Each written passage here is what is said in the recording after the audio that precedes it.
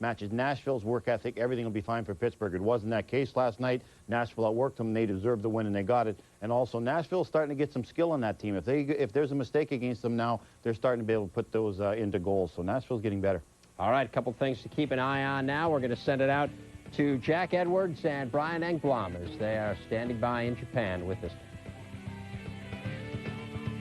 NHL Tonight is a presentation of ESPN, the worldwide leader in sports. For more, log on to ESPN.com.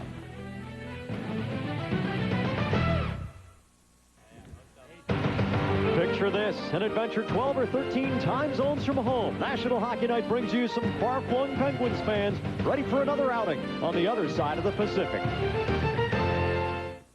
In the land of the rising sun, traditions go back thousands of years. The Japanese meld their ancestors' customs with modern living in a way that produces contrasts seen nowhere else on Earth.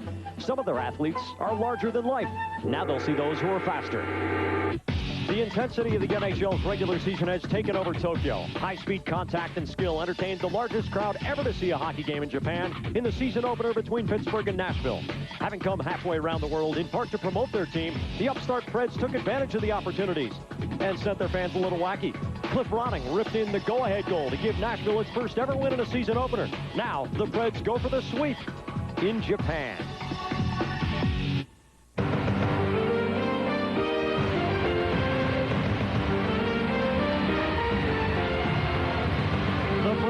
$600 million Saitama Super Arena can be configured as a 5,000-seat concert hall for people like these fans, or a 37,000-seat soccer stadium, or, as it is this weekend, a 17,000-seat hockey arena. Alongside Brian Engblom, I'm Jack Edwards. Glad you could join us for ESPN2's second game coverage live from Tokyo.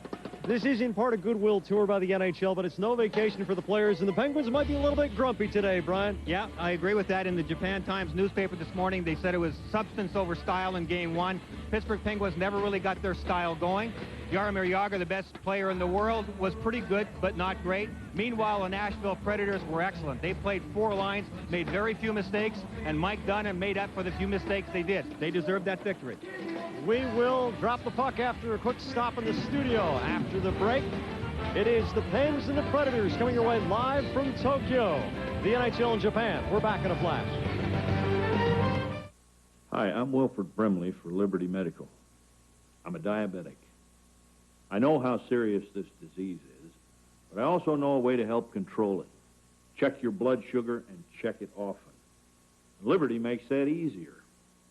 If you're 65 or over, on Medicare and diabetic, call Liberty right now. They're the country's largest Medicare mail-order diabetic testing supply company, and they make things simple. They bring your supplies right to your door. Then Liberty bills Medicare and your insurance company. That's right. No money up front and no more forms to fill out. Diabetes doesn't have to take over your life. Check your blood sugar. Check it often. See, there's just no reason not to. And call Liberty. They're professionals and they can help you live a better life. For more information on free home delivery, call 1-800-233-0500. Here's a way to help your business with no risk at all. Just call for your free trial version of QuickBooks Pro, America's #1 best-selling small business accounting software. From the makers of Quicken, so you know it's easy to use. Want to write a check? You just start typing, and QuickBooks Pro fills in the rest. It shows you how much money you're owed and who owes it. It even prints invoices with your company logo. Call for your free QuickBooks Pro trial version now. There's no bill, no hassle, no risk. You can't do better than that. It's college hoops time, baby. I love it. Get ready for the season with my college basketball preview from ESPN the magazine. I'll give you my picks and pans for the run to March Madness. Pick it up on newsstands now. It'll be awesome, baby. Sometimes I think my size is intimidating to people I play, but also I think it's the way you play that intimidates them. You know, it's definitely getting more powerful and aggressive with the size and strength of the players now. It's scary out there some nights with 200-pound guys running each other over, the puck going 100 miles an hour. A good analogy is a bumper car ride. Bodies flying everywhere, and kind of got to watch out for yourself out there. I would have to say that fast, powerful, and aggressive would be a pretty good description of the NHL. Welcome back to our ESPN2 studios. Dave Revson along with Barry Melrose. We'll get you back out to the game in just a moment, but first want to update you on everything else going on in the NHL this evening. And let's, with no further ado, check out the scores. Rangers get a win. Mess played well. He got an assist, looked very strong, so all's good in Rangers though. Yashin a goal for Ottawa as they top Dallas 3-1, and the Blue Jackets lose their first ever game. Chicago beat them 5-3. But they were winning 3-0. Yes, they were, and then it was all downhill for the next 50 minutes. All right, we got a couple other scores to update you on. Games in progress. Coyotes on top of the Wild 4-1. Of course, Minnesota looking for its first ever win. Second game for that franchise. JR looks good tonight, really fast. Kachuk playing strong. And the Avs on top of the Oilers 1-0. Greg DeVries with the lone goal in this one. All right, how about the game we're getting ready for here, Barry, as it is Jaromir Jagr and the Penguins getting ready to take on the Predators. Let's talk a little bit about the Pens, obviously a team that's had a lot of success recently. Do you think this is a team that could conceivably come out of the East? I don't think they're good enough to beat the top teams in the East, but this is a playoff team, definitely a team that's going to be fun to watch. I'm interested what Ivan Halinka will do to this team. Is he going to change him? Are they going to start playing a more Czech national style? Can he get the North Americans to play the Czech style? They've got 7 or 8 Czech players now, so it's going to be interesting. But that's going to be a fun team to watch. Jagr did not have a good first game. Most of the players did not have a good first game in Japan. I got to think they'll rebound tonight. How tough do you think it is to make an adjustment like that, to fly as far as they did and play these 2 games in Japan? Well, we talked about it last night a little bit. It's terrible. No coach in the NHL wants to start on the road in Japan, in Europe, in Scandinavia. They want to stay home in North America, sleep in their own beds, keep everybody together. So, unfortunately, Pittsburgh and Nashville lost the toss, and they had to go to Japan. Now, with the Predators obviously being perceived as the weaker team of these two, having already gotten the win under their belts, is this just all gravy for them tonight? No, the Preds know that every win they get could be the one win that puts them in the playoffs. They're getting closer each year. This team's getting better. As I said, they're getting more skill now. That's the difference between an expansion club and a regular NHL club, is the skill level. Predators always outwork everyone they play against. Now, if they can get that skill level up to almost what the other teams are, they'll start winning some of those 3-2 games that they're used to losing. So the Preds know every point they can get is important. All right, what should we focus on as we head towards this one? Again, the style of play. I want to see if Halinka starts making the style of play Pittsburgh is playing a little bit different. They're going to start attacking with 5-man units. We're talking about that now. We talked, the defense was talking about 2 defensemen and 3 forwards playing together like they do in Europe. That's what I want to start seeing if he's going to start running this like a European team. All right, so things to keep your eye on. Of course, we'll be back at the first intermission and at the second intermission as well. We'll be here, is what we're trying to say. Jaromir Jagr will be there as well, had an assist as Pittsburgh lost last night, trying to get a goal tonight.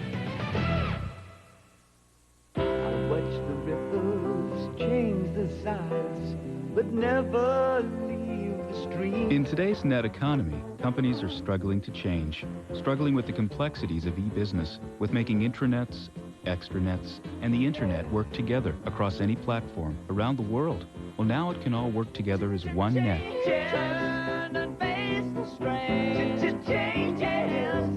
With Net Services software from Novell, the power to change. 1-800-COLLECT presents the fun way to save on collect calls.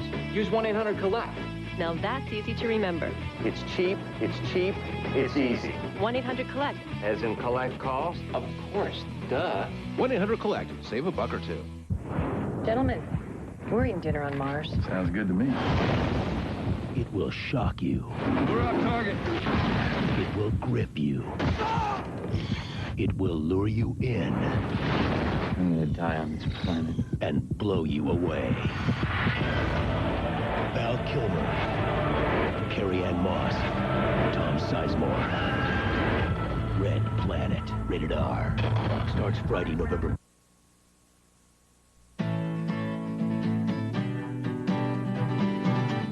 You started saving for your kids' college education before they were born. Your wife still thinks of you as her knight in shining armor. And the neighbors know your door is always open. So it comes as no surprise that your auto parts are AC Delco. When the right way is the only way. AC Delco Automotive Parts.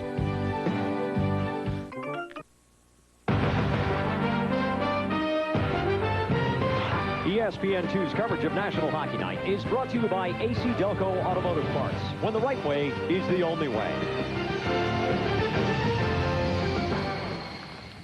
Well, welcome back to our live coverage from the world's largest city, Tokyo, Japan, and the goaltenders for tonight. Jean-Sébastien Aubin back in net again. 23 wins as a rookie, more than any other rookie goaltender last season, looking for his first win here this afternoon. And Thomas Vokoun in net this afternoon for Nashville. A bit of a surprise after a great game by Mike Dunham yesterday. Vokoun gets his chance. A lot of fans primed for hockey here. Pittsburgh will be wearing the visiting black uniforms. Switching roles, they were designated as the home team in the season opener yesterday. This is an afternoon game taking place just after 1 o'clock, live Tokyo time. This is Grafton's up the boards, past Valasevic. It comes into center zone. Fitzgerald charging onto it.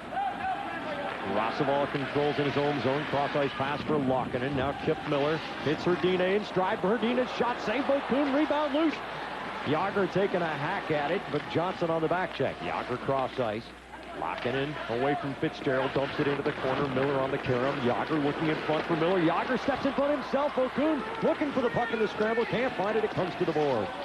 Miller back to Rossavall, moves it over. Here's Laukkanen across ice. Yager's shot save. Vokoun. This is a different Penguins team even in the first 41 seconds.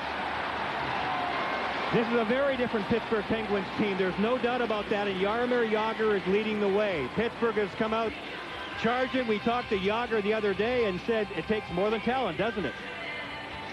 Talent doesn't do everything. You know, I think we're very talented, but you know, everybody knows talent's not going to win the games for you. You have to work hard, and you know, every night you have to play 100% what you can play.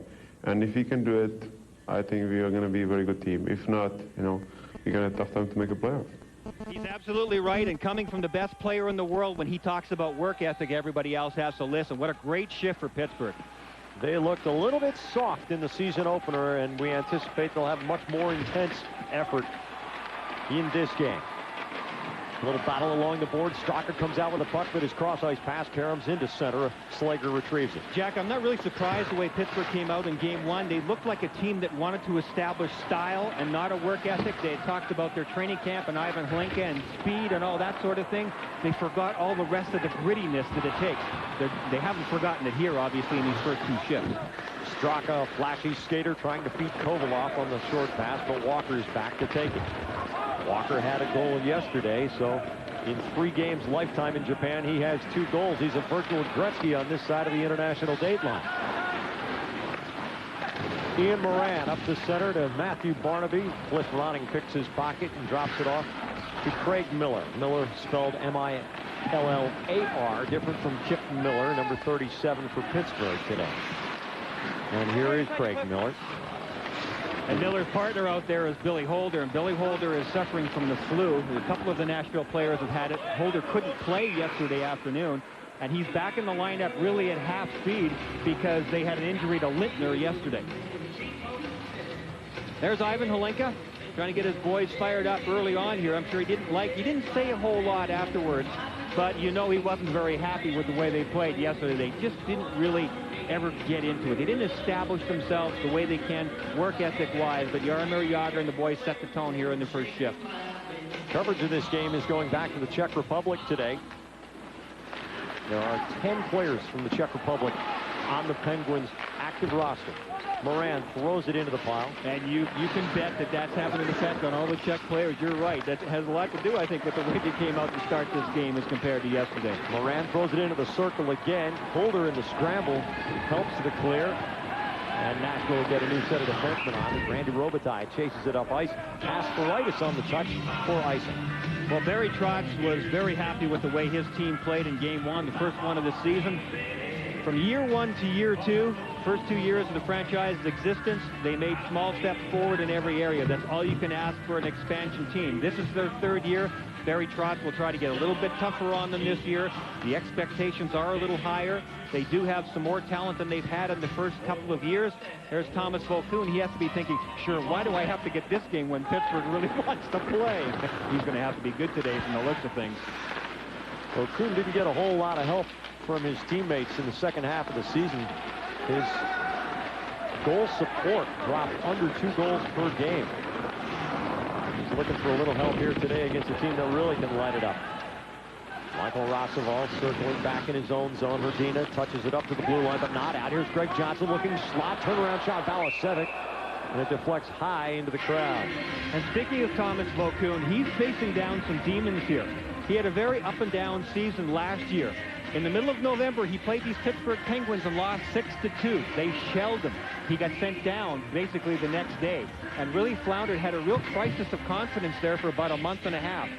Came back up in December when Mike Dunham got hurt and ended up being NHL Player of the Week for the last week of December. So that's how far up and down he went last season. This year, obviously, he'll be looking to be a lot more even-tempered and at a higher level throughout.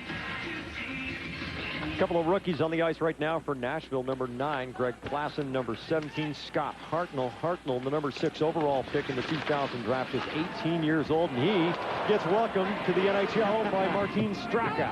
You got to love it when young kids like this who have had great camps get a chance to play in the real games. And I think Nashville's done a smart thing here by giving these kids a chance to play. Do you think that Hartnell's going to stick? Will he stay with the parent club?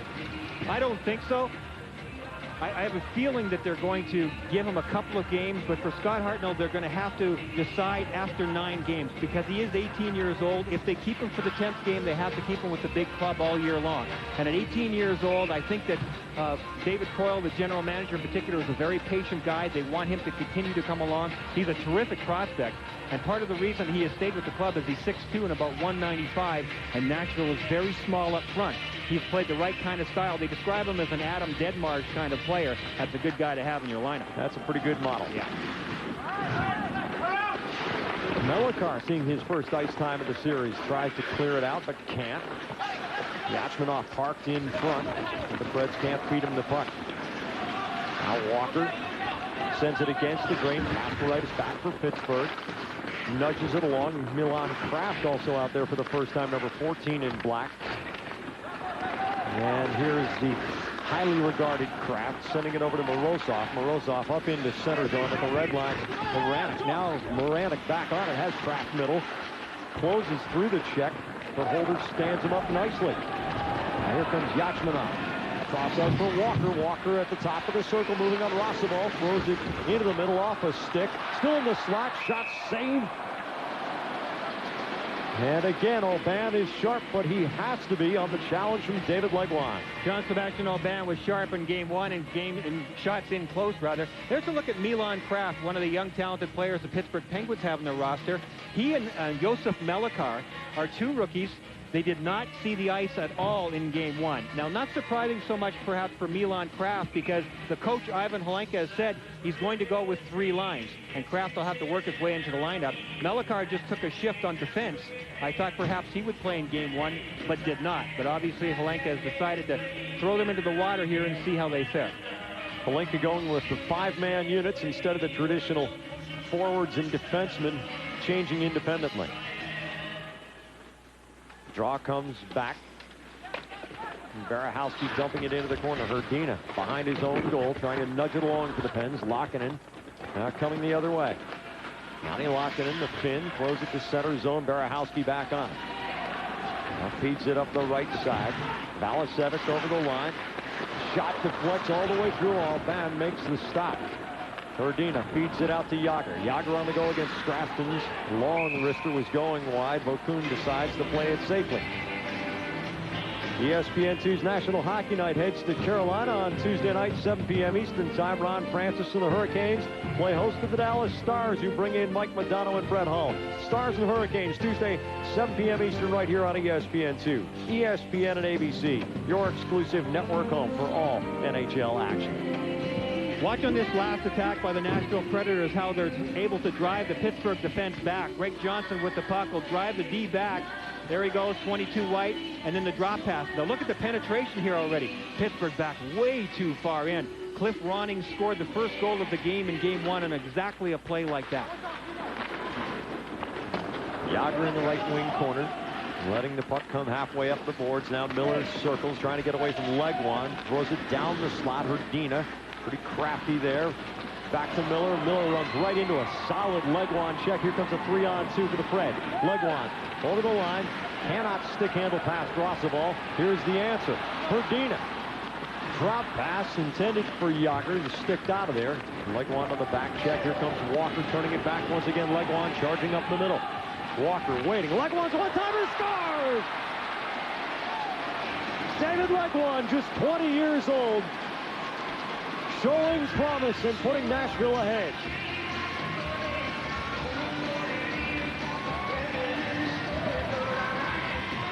Again, the Pittsburgh defense back in way too far. Look at Walker.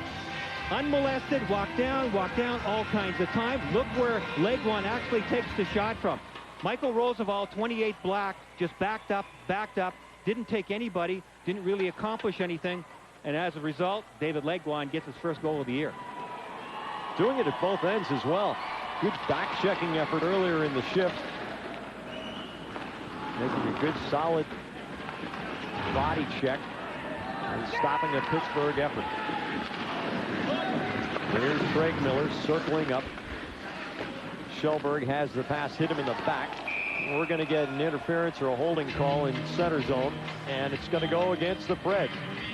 We'll take another look at the goal. David Legwand's goal. Walker was able to drive the D back, and then Legwand has a chance to just come in. He actually got very little of the puck. See that? The puck rolled off the heel of the stick, so it almost was a little bit of a changeup. That may have fooled Jean-Sébastien Aubin a little bit. You can see it ended up going in between the pads. And we have a penalty, the first one of the game. That's Craig Miller in the box for the Predators. Not exactly what they wanted because of the talent of the Pittsburgh Penguins power play. You know you're going to see Straka and Yager, and yes, they are out there right now. The penalty comes just 18 seconds after the goal, so a chance for Pittsburgh to answer almost instantly.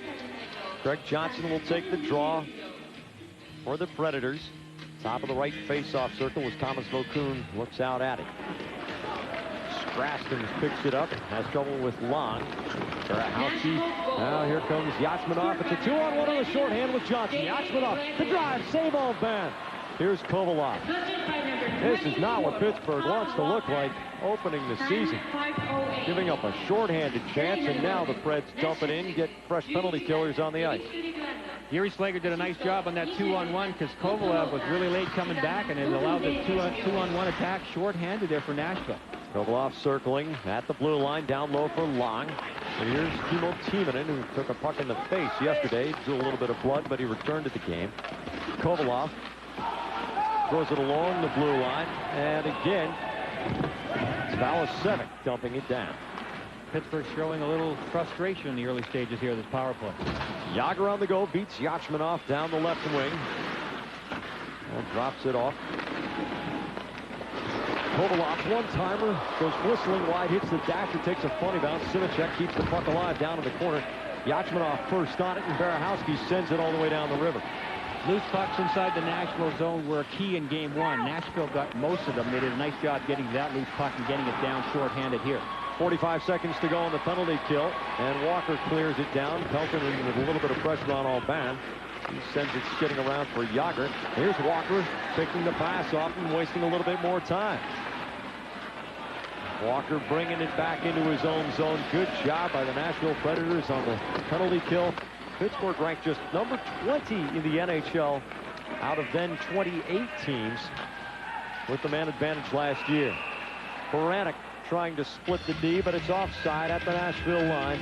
14 seconds left on Craig Miller's penalty. On that 2-on-1 shorthanded bid by Nashville, Yuri Slager at the start of this power play made a heck of a defensive play because he read it so well and took away the middle of the ice. Here comes the 2-on-1. Watch Slager in the middle assessing the situation. Kovalev's late coming back. Watch Slager go down there. Perfect timing there. There was no pass available there. You could see Yachmanov looking to the middle. Nope, I can't make that because Slager had slid down and taken the pass away. That's good work there. The goaltender makes the high save, and you're all done.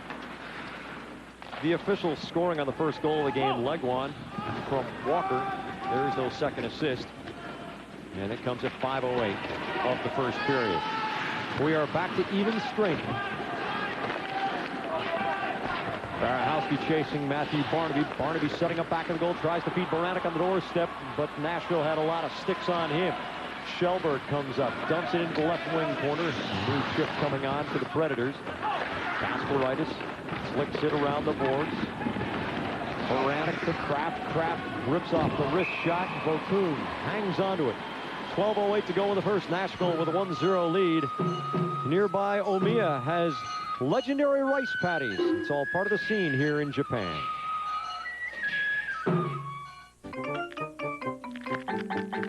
It opens automatically. It reverses automatically when it encounters an obstacle. It closes automatically. Who has the first power hatch ever offered in a minivan? It's automatic.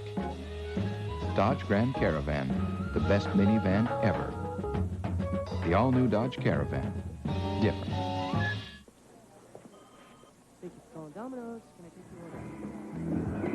Andy, those sockets are only supposed to be used for Domino's heat wave bags. They need to stay plugged in so the pizza's delivered hot. Are you listening to me? The Domino's heat wave bag is plugged in to stay hot. You happy now, Andy? It's a fall heat wave at Domino's, where you can get a hot deal every day. Call now and get a large one-topping pizza and a 2-liter of Coke for $9.99. Domino's, bad Andy, good pizza. Excuse me? Yes. Could I get a glass of water, please? Oh, sure. Anything else? Now that you mention it, I could use a little more leg room.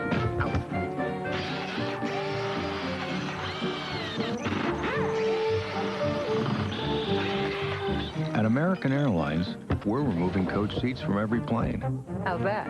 to give you what you really want. More room. Good. On American, coach has more class. Excuse me.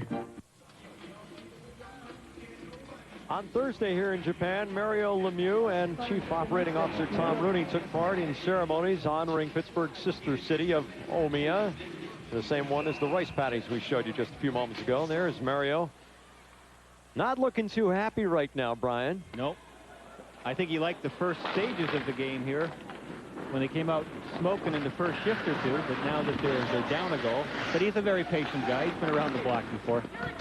Well, Ivan Holinka has his top 5-man unit out there once again. It's Lakin and Rossovall back on defense with Hrdina, Yager, and Kip Miller. Here's Hrdina tipping it up for Yager. Now ahead to Miller. He gets loose of the handle, and Barahowski sends it back to center zone. Yager over the line, stepping top of the slot. Shot hits Straston and comes right back to Yager as if on a string. Now his pass goes past Lakinen. Flicking it ahead, but Greg Johnson steps into the passing lane. Valisevic tees it up. His drive goes over the top of bound with a piece of it on the way through. Lakinen feeds it out. This is Miller with Yager right side. Pass goes to the boards. Timonen challenging and winning the puck back.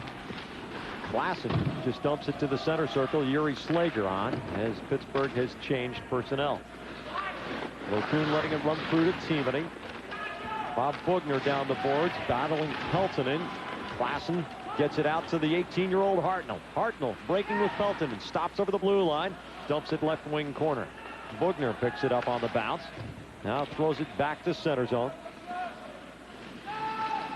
Here's Hartnell with a chance of the line, but Slager stick checks it away. Klassen touches it over to Hartnell. He's broken up again. Straka on the go. Martin Straka drops it off. Kovalov, top of the slot, wrist shot well wide, hits the backboards. Vokoun got a piece of it. Now Bugner intercepted Hartnell with help from Klassen. They send it down the ice. No icing here. Pittsburgh would like to be able to ramp up the tempo when they feel like it. That's kind of the way they play. There's always been an ebb and flow sort of game to them. They can lull you to sleep at times, and then boom, they come at you 100 miles an hour. But Nashville's done a really good job of making sure that they don't ramp it up to 100 miles an hour. Here's Ronning feeding it forward to Randy Robitaille. Back to Ronning, too high to handle. Odd man rushes going clearly in Nashville's favor. Their positioning is good, and that's why they're getting those chances, Jack. Robitaille, I think, would like to rethink that one. He was a left shot on the right wing side, meaning the stick is in the middle, good angle, and he went for an almost impossible pass when he had an easy shot on net. Ronning couldn't bat it down knee high, and he was closing it just about top speed. Morozov on the right side through the neutral zone. Cross-ice pass doesn't work as Baranek was offside on the near side. David Legwand has the only goal of the game. The Nashville Predators leading the Pens in Japan.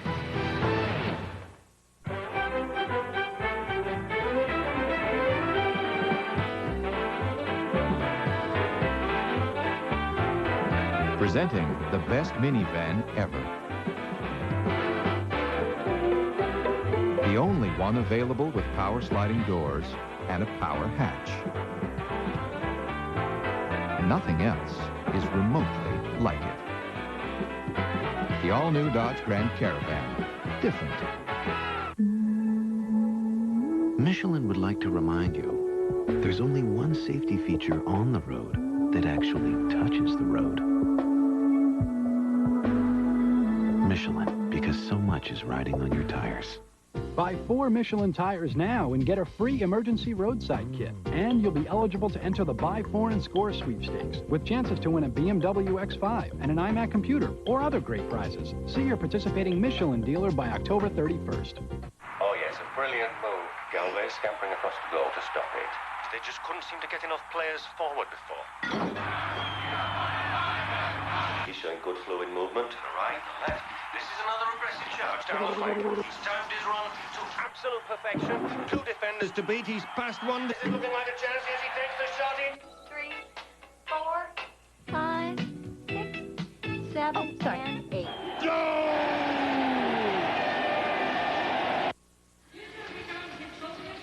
Hey, hello to everyone watching on ESPN from Japan. This is National Hockey Night alongside Brian Engblom. I'm Jack Edwards. The Nashville Predators trying to finish a 2-game Japanese sweep over Pittsburgh. This game also is being broadcast by WOW, a Japanese network, and let's listen to some of their play-by-play. 放り込んでいきます。しかし、しっかりキャッチしました。トーマス・ボコン。アイスホッケーの場合には、シュートを打つ、それだけではなくて、そのリバウンドをどう生かしていくのかと。そうですね、そちらの方が重要ですね。なかなか1本目のシュートでは入りませんからね。2本目、3本目、チャンス狙いますよね。ですからリバウンドって重要ですね。Here are our friends from WOW, and as all good hockey play-by-play announcers will do, it's the tone of voice that tells you how important it is. You don't even have to understand the language. I learned that from old Bruins announcer Bob Wilson. Yeah, it's really interesting to listen to it. It's terrific. You could hear when it was getting intense, and I actually heard Bokun in there somewhere. Obviously, you know, they have the same feel for the game that we do. We had just said several of the things they just said a second ago. I'm sure of it. We will hear from them later in this game. Our friends from the WOW Network. Here's a giveaway. Straka feeding long in front for Kovalov. Still loose in front. There's another penalty coming up against the Nashville Predators. We'll send it to Dave Rebson in the meantime. Okay, Jack, we want to update you on the Avalanche and Oilers. Patrick Waugh came in 3 wins behind Terry Sawchuk's all-time record. This is going to help matters. Igor Ulanov, first goal of the season. That is the equalizer. They are tied at 1 late in the 3rd. Dave, thank you. On this last shift, Cale House just has a brain cramp. He changes his mind, loses the puck completely in the slot, and it leads to temporary pandemonium inside his own zone. And as a result, it happens a lot. You end up taking a penalty. Somebody on your team does. Greg Johnson took one for slashing, so they'll have to kill it off. The good news for House was Pittsburgh didn't score right away there. They had a great chance. Long to take the drop. Fitzgerald, the captain, wins it back to Barahowski. His bouncer can't clear Kovalov at the line. Fitzgerald knocks it loose, but it comes down the boards. Barahowski digging after it. Fitzgerald's on it, and he throws it off the boards. What happened to Cale House there happens sometimes in games. You know, you just try to limit it in the scoring area in your own zone. It's just a change of mind. Your brain starts to do something, you change your mind, and all of a sudden, whoa, it's off your stick and gone, and you're just scrambling to get it back. Yager hands it past Straka. Long tries to get it back to Yager, but it hits the back of the net. Straka on the long carom. Yager. Straka on the right wing board. Good discipline from Nashville here, not chasing the talented Penguins out to the sides where they can really get in trouble. Yager closes Straka on the doorstep, feeds it across. Yachmanov gets a piece of it, but can't clear the zone, locking it down to Long in the corner.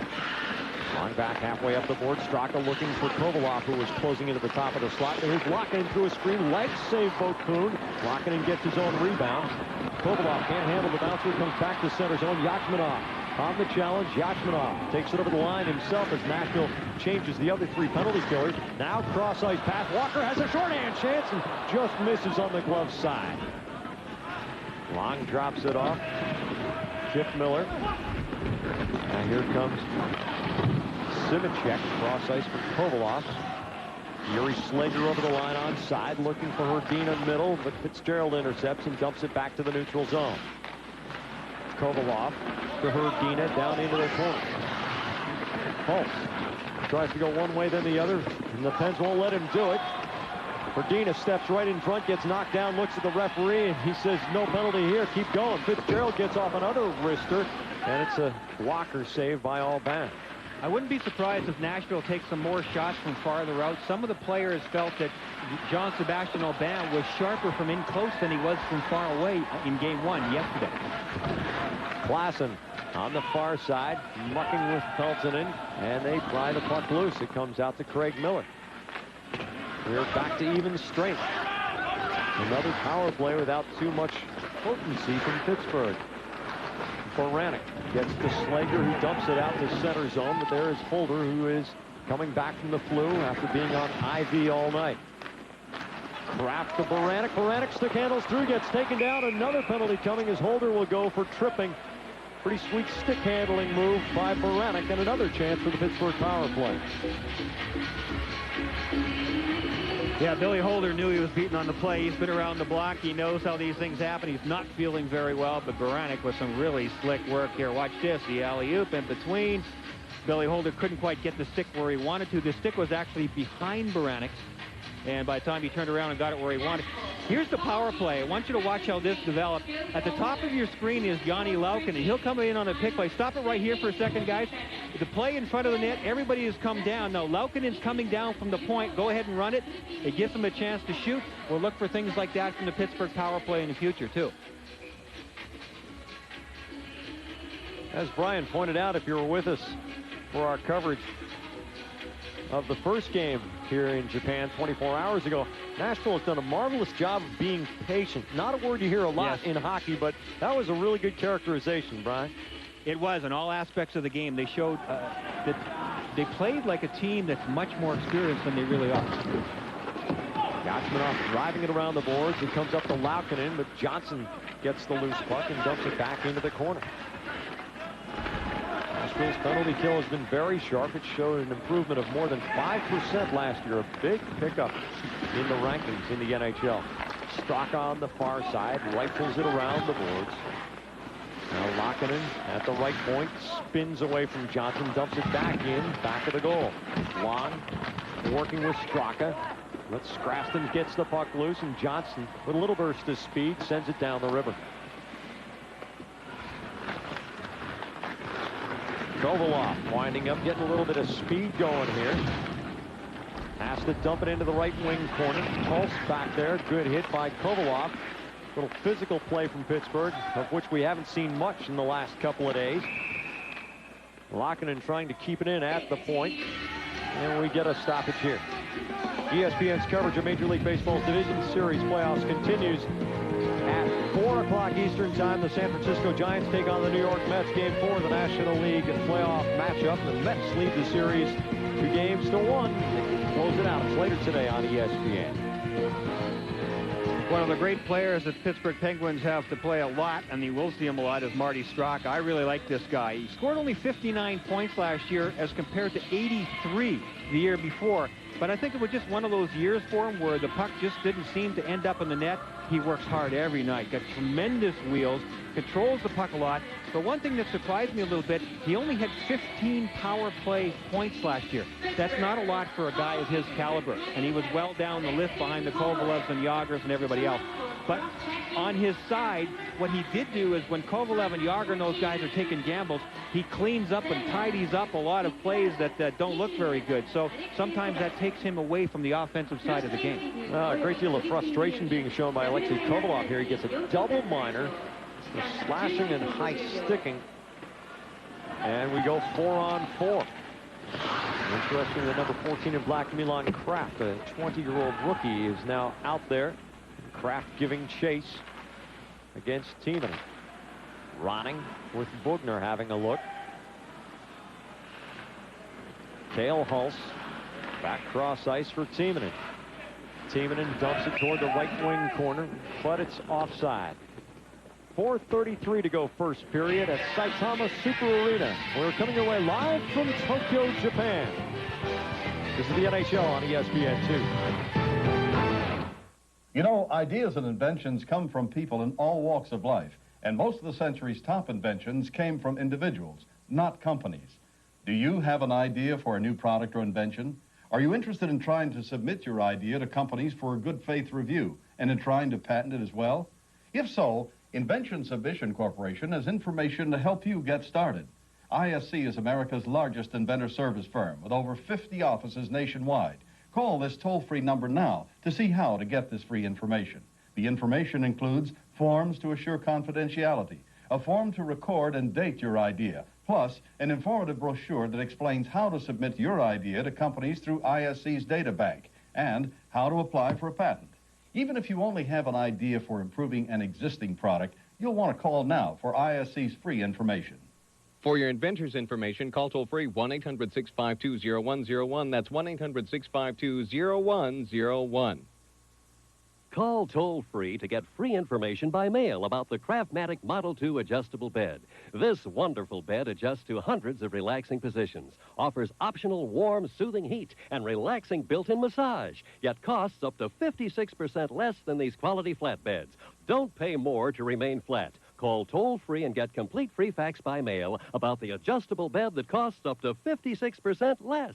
Call toll-free 1-800-344-8300. Brian Engblom has left the booth momentarily to join the fans downstairs. Everybody's having a lot of fun here. I'm not sure. Hey, you can put weight on when you eat sushi, like, you know, it happens. Not sure all the fans know exactly all of what's going on in the game, but they are paying attention and really enjoying themselves. Saitama Super Arena. This arena was built as part of the effort to try to win the rights for the 2002 World Cup of Soccer, which will be co-hosted by Japan and Korea. And they can seat as many as 37,000 people when they reconfigure this engineering marvel. Yeah. There's a 150-ton architectural block which can slide back until this place seats 37,000. Right now, it's configured to seat a maximum of 17,000. And we'd estimate probably got about 11 or 12 in the house tonight. But it is an absolutely amazing building. It's the kind of thing you look at it and you say, what will they think of next? Yeah, and of course, this is not a hockey arena. All the ice surface, the boards, and everything was shipped in here by the NHL. It's all portable, and I don't know when the next time is they'll ever have hockey here. Maybe at some point. This building's going to be around for a long time, obviously, but it is an architectural marvel. There's no doubt about that, Jeff. The Dentsu Corporation is sponsoring this. The NHL was obliged to come to Japan twice, and this is the third time it has come here. And we asked some NHL officials today if there's going to be another Japan trip next year. They say, well, it could happen. Europe is also another possibility, maybe to Scandinavia, as the NHL looks to broaden its global appeal. Vokun's going to the bench. Looks as if we're going to get another penalty coming up against Pittsburgh. In the meantime, Shelberg sets up back of the goal. The extra skater is on. Barahowski the blast. He shatters his stick. Loose in the slot. Ronning tries to pull the trigger. Hits a body on the way through, and we get the stoppage. It's a cross-checking penalty coming at 16:41 of the first period. Coming up on the Dodge Intermission Report, Dave Revson and Barry Melrose get you caught up on these stories. The expansion Blue Jackets and the Wild in action. Colorado against Edmonton, and the Mets have a thriller in the Division Series playoffs. All coming up on the Dodge Intermission Report. Pittsburgh got themselves into penalty trouble, especially in the second period of the game yesterday. It looks like they're headed that direction again. This is on a delayed penalty. Watch Velicevic chance here. A terrific quick shot and a nice save by John Sebastian Aubin. And in Nashville, the way they have all the way along since they've come to Tokyo, very quick on the puck. So Ian Moran joins Alexei Kovalev on the penalty bench. 2 minutes for cross-checking. So it'll be a 5-on-3 for 2 full minutes because Kovalev has 2:09 left on his double minor. Not that the Preds would get greedy here, but they would love to get a goal in the first 9 seconds here.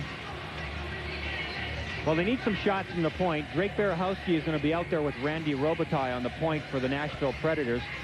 Now, I don't know if I like Randy Robitaille's chances for becoming a good, positive player for Nashville this year, but he likes to dish the puck more than he likes to shoot it.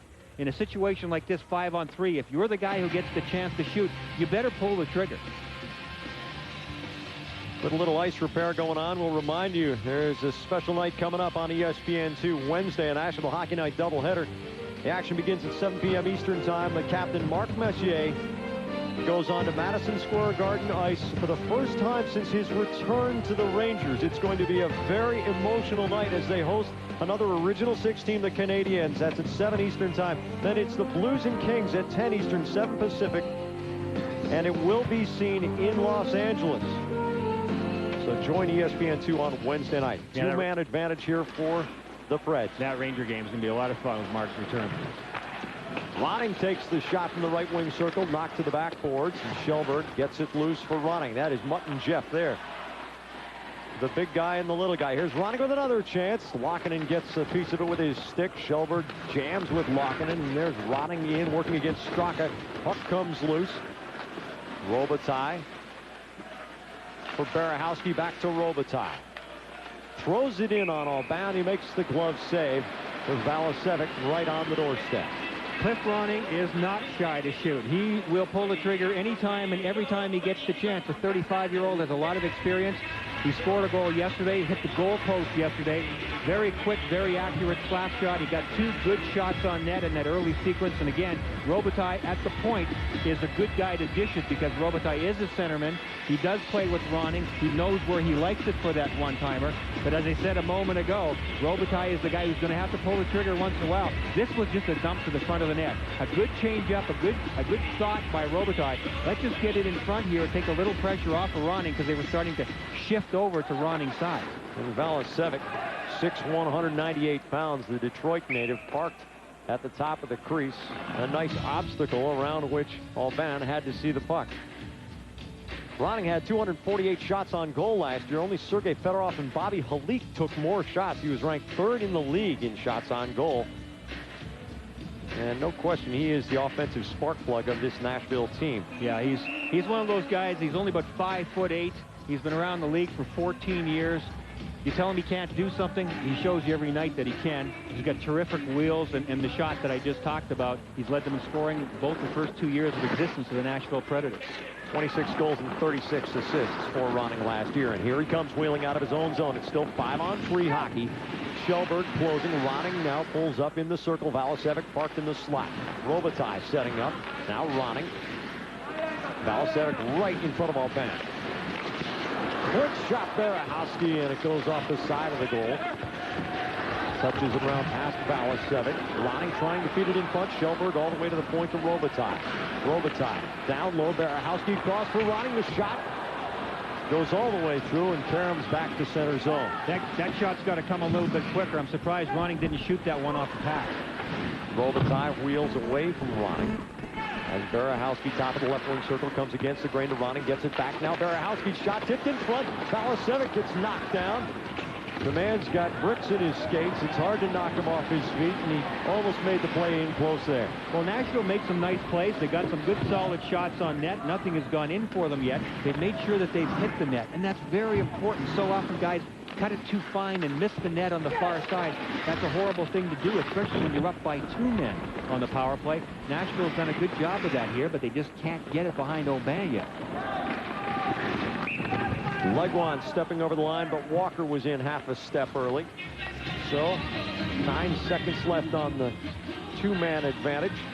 A very confident-looking young team, this Nashville team, and the confidence that they gained from beating Pittsburgh yesterday in a tight game meant a lot. They were able to protect the lead, and they did it by not just, scratching their fingernails down the board thinking, can we do this, can we do this? They kept their style, they kept their focus, and they won the game going away. And I think that they've picked up where they left off. Although Pittsburgh came out with a good push in the first shift or two, Nashville reestablished themselves very quickly after that. Ian Moran jumps right out of the penalty box and gets into the mix. Now Kovalov is on his feet and ready to rejoin the action. And we're back to 5-on-5. So 5-on-3 killed off by the Pittsburgh Penguins. As we enter the final minute of play in the first period, we're coming your way live from Saitama Super Arena in Tokyo, Japan. Alongside Brian Engblom, I'm Jack Edwards. The Nashville Predators were in the white sweaters against the Pittsburgh Penguins. This is the second and final game of this Japan series and the season series between these two teams. Legwand getting off the shot, and Aubin was there with the stick. Now Walker against Kraft in the corner. Kasparaitis comes over, sits on Walker. He goes down.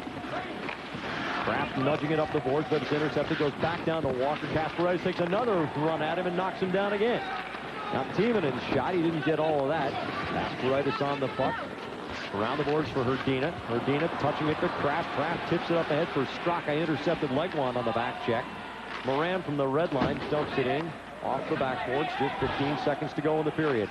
Timonin turns, fires out to the red line to Walker, who was waiting for it. Walker cranks it around the boards. Greg Johnson going in on the rush against Rossoval. Rossoval pins him into the boards. Tip pass comes off Peltonen, right to Laakkonen. Laakkonen to Miller, and the period runs out. So Nashville with a 1-0 lead. We'll head to the studio after a look at beautiful Mount Fuji. We're coming your way from Japan. There's similar scenery out our window in Bristol. We just won't show it to you. Welcome to the Dodge Bristol, England, report. Yeah, exactly. Dave Refson, Barry Melrose with you. And Barry 1-0 in favor of Nashville, but I'll tell you, it could have been worse. Well, they got to score when they have a 5-on-3 for that long a period of time against Pittsburgh. Pittsburgh is not playing very well. They're lacking a lot of emotion. I'm sure Halinka's really going to read the riot act in Czechoslovakia and in between periods, but the bottom line is they got to score in that situation. That's always a turning point, 5-on-3 for the penalty killers or for the power play. So I got to think the advantage is Pittsburgh right now. All right, if you missed the entire night in the NHL, we'll fill you in on everything that happened just moments from now, including the first ever game for the Columbus Blue Jackets. Taking on the Blackhawks, they had them on the ropes early. We'll check out the highlights in a moment.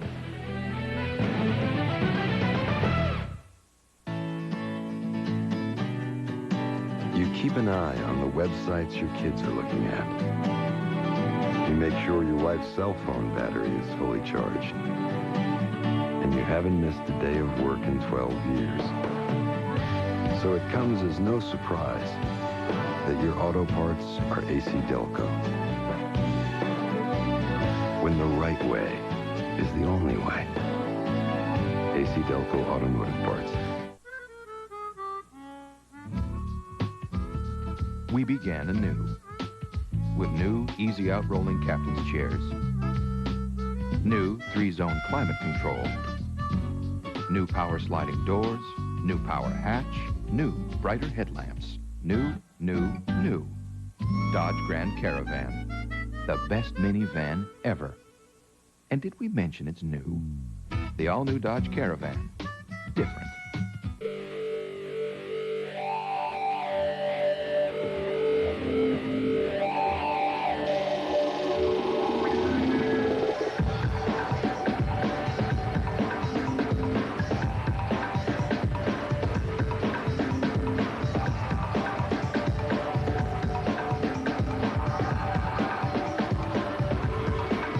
Get together with SkyTel. Buy the new T900 and get a $50 rebate.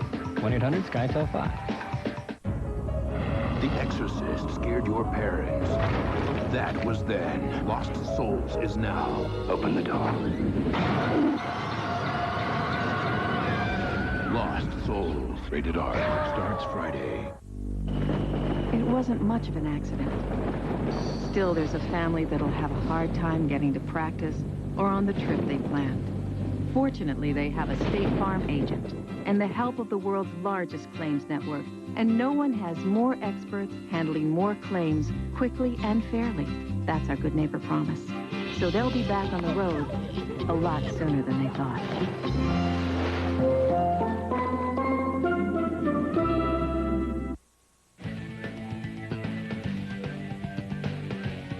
This intermission report is presented by Dodge, the official vehicles of the NHL. Dodge, different. Welcome back. Ohio State beat Wisconsin on Saturday. The Buckeyes improving to 5-0 on the season, but for once, Ohio State's going to have to share the headlines in Columbus. They're no longer the only show in town. The debut of the Columbus Blue Jackets Let's check out the highlights. Taking on the Blackhawks, that is team owner John McConnell dropping the puck. First period, no score, and the Blue Jackets off to a great start. Bruce Gardner, first goal in Blue Jackets history. 1-0 in favor of Columbus. Now third period, tied at 3. Rito Von Arx, the rebound goal, one of 2 goals for him. Chicago wins it 5-3. Third time since '92. The Hawks have been the opener for an expansion team, and this is the first time they've actually gotten a win. And let's talk a little bit about your thoughts on the expansion team, the Blue Jackets. What you think? Well, for 10 minutes, I thought they were the greatest team in the NHL. They took a 3-0 lead. They were dominating. They were doing everything right. The worst thing that happened was that the period ended. A Dave King team is always well prepared. They're always well coached. They're in the right place at the right time. Chicago made some mistakes early in the game, and it cost them in goals. But as the second period started, Chicago took over offensively.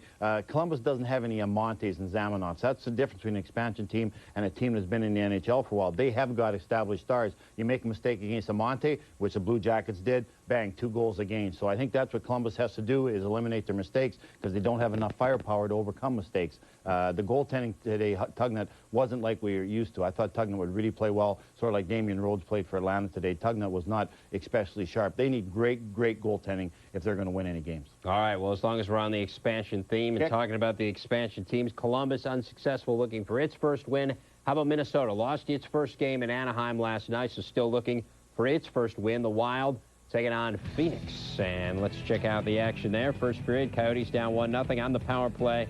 They're down 1-0 no longer. Keith Tkachuk beating Manny Fernandez there. It's tied at 1. Second period, Jeremy Roenick bats one in, 4-1 Yotes. Same thing right here, Roenick. Look at him.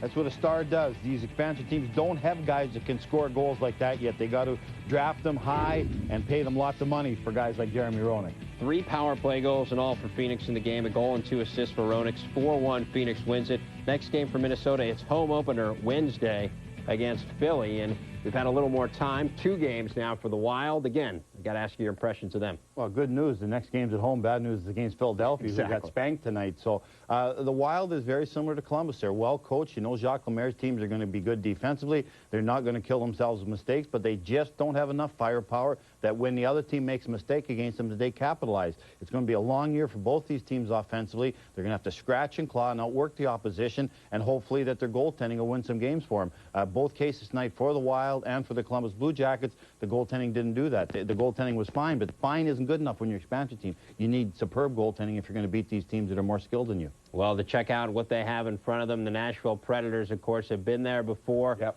Fellow expansion team, and they're looking fairly good. David Legwan with the Nashville goal. Predators leading the Penguins 1-0 in Japan. We'll continue with the intermission report. Keep it right here.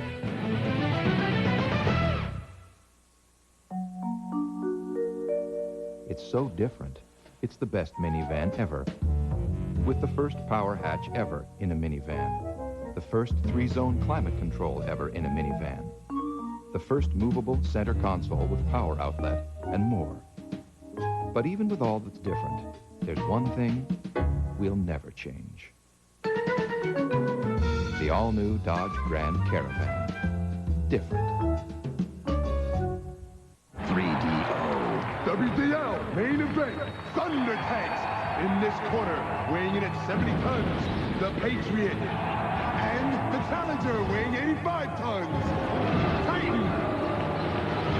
The rules? There are no rules. When the bell rings, come out firing. World Destruction goes prime time. New WDL Thunder Tanks, your devastation station. For PlayStation 2, PlayStation, and Game Boy Color, rated everyone 13. WDL Destruction! As soon as he hit 30, Dad started losing his hair. I had it when I needed it. So I knew it could be in the cards for me. And at the first sign of fallout, I checked it out with a dermatologist. And he said Rogaine every day, right at the source of the problem. I've used Rogaine for 2 years now, and I don't see any difference. And that's the idea. You keep the hair you have. Rogaine. Recommended more by dermatologists than any other treatment. It's stronger than heredity. In anticipation of your runaway success as a Wall Street Journal reader, how to blend in with normal people. When in public, walking a pet can help you blend in.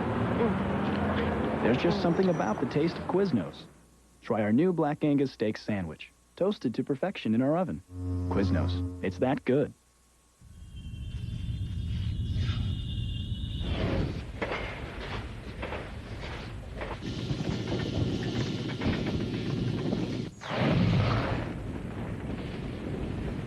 How do we control the aggressive tendencies of the world's most powerful 10-cylinder truck engine?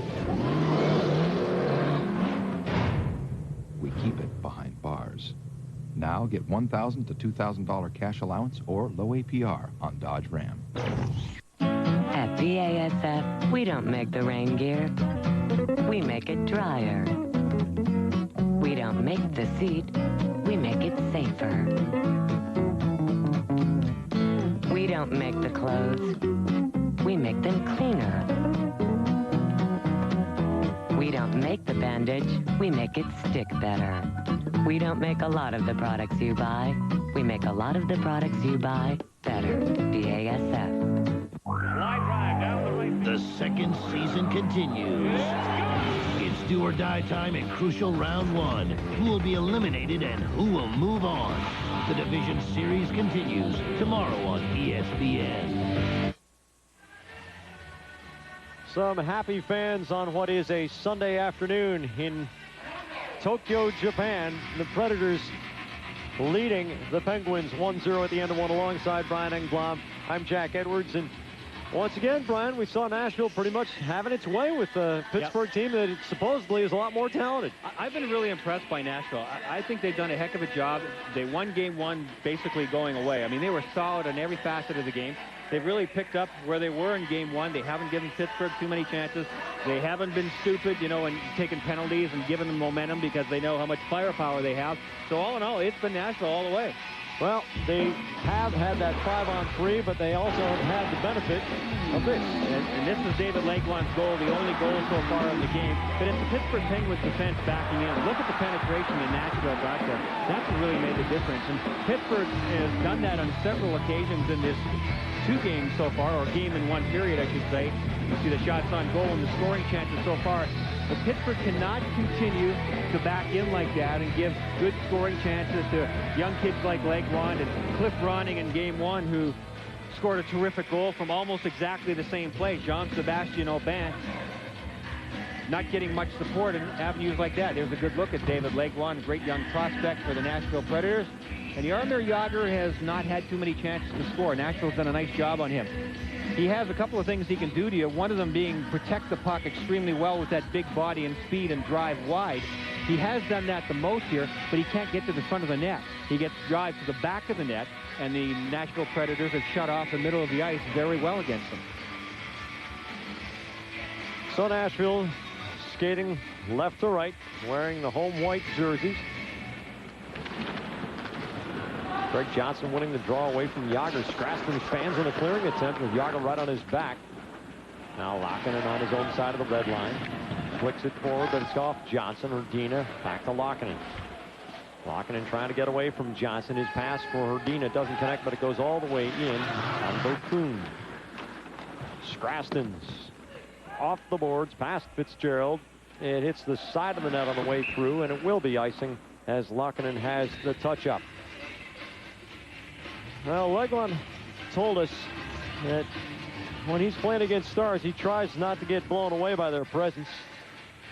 I think you're able to focus. It's, you know, you're out there with those guys, and you gotta think you're in the same league, and you know those are guys, elite superstars, and Jagr's the greatest player in the world, and you got to put that in the back of your head and know that you're on the ice with them at that time, and you got to do your job out there and stop them. Laguan's a pretty focused young man. He's only starting his second full year in the National Hockey League, and I was talking to him yesterday about, you know, playing against guys like Jagr. Do you find yourself just watching them sometimes? But he's a focused young kid. He's a Detroiter, number 2 overall draft pick in 1998. Yachmanov dumps the center zone. Slager throws it off Bugner, and his teammate has to chase it back into his own zone. Round for Slager. Now Long chips it up into center. Timonen back on it. Dale Hulse dumping it into the Pittsburgh zone. can hear how quiet the crowd is here at Saitama Super Arena. 13,426 today's attendance.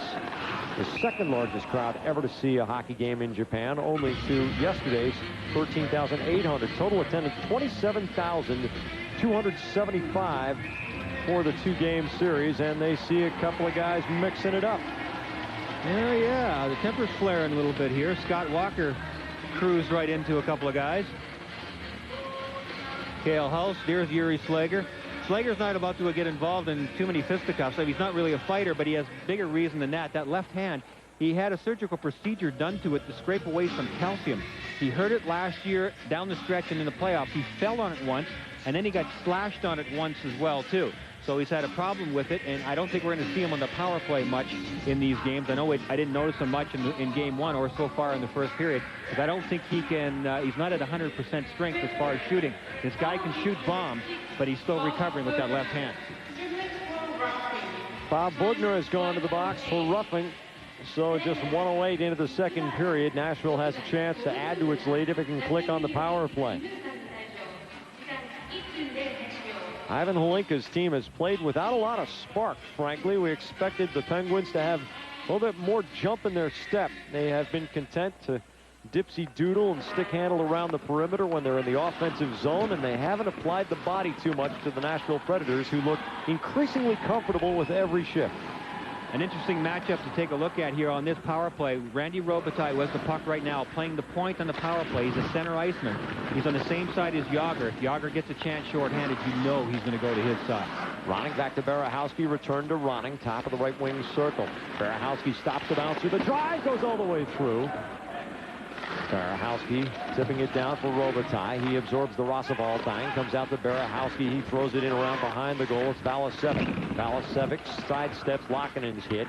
Jágr tries to one-handed out of his own. Hrdina finishes the job. We mentioned yesterday that Jaromir Jágr will be killing more penalties, at least early on here. Ivan Holinka wants to use him killing penalties. That's one area that he hasn't usually done a lot of work with the Penguins, because he plays a power play and plays so much regularly 5-on-5. But Ivan Holinka thinks that Jaromir Jágr killing penalties will be a good idea. Pittsburgh didn't kill penalties extremely well last year. They were 19th in the league. Walker with Legloire middle. Fires, save, loose. Walker one-hands it toward the middle. It bounces. Slager touches it for Straka. Walker is down behind the goal. Roughing call coming. He looks like he got a good piece of Walker. I think it's Kovalov who's going to go. Yeah, Kovalov's going to go, and it should be the other way around. Normally, I mean, Walker's a tough guy. You'd think he'd be the one to take a shot at Kovalov, but Kovalov got his licks in. I didn't see it. It was behind the play, and he got a good shot in at Walker. It'll happen right down at the end boards as the puck goes there. Let's see if we can pick it up. Oh, yeah. See, he got a good shot, a good lick in on him, but Walker was very vulnerable, and he went into the boards pretty heavily. And it was from behind also. So the boarding call, and fortunately it doesn't look like Walker's shaken up too badly, but he was very slow to get up. When a guy's vulnerable like that, Kovalev just gave him a good shove, and when you're about 10 feet away from the boards like that, you end up getting hit twice if you're Walker. Once by Kovalev, and the second time by the boards. And usually the second one, the boards, are the ones that win.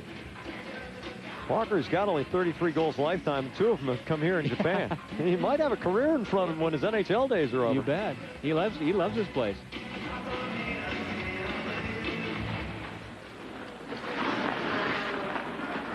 On the power play, Nashville working it around to Kimmo Timonen.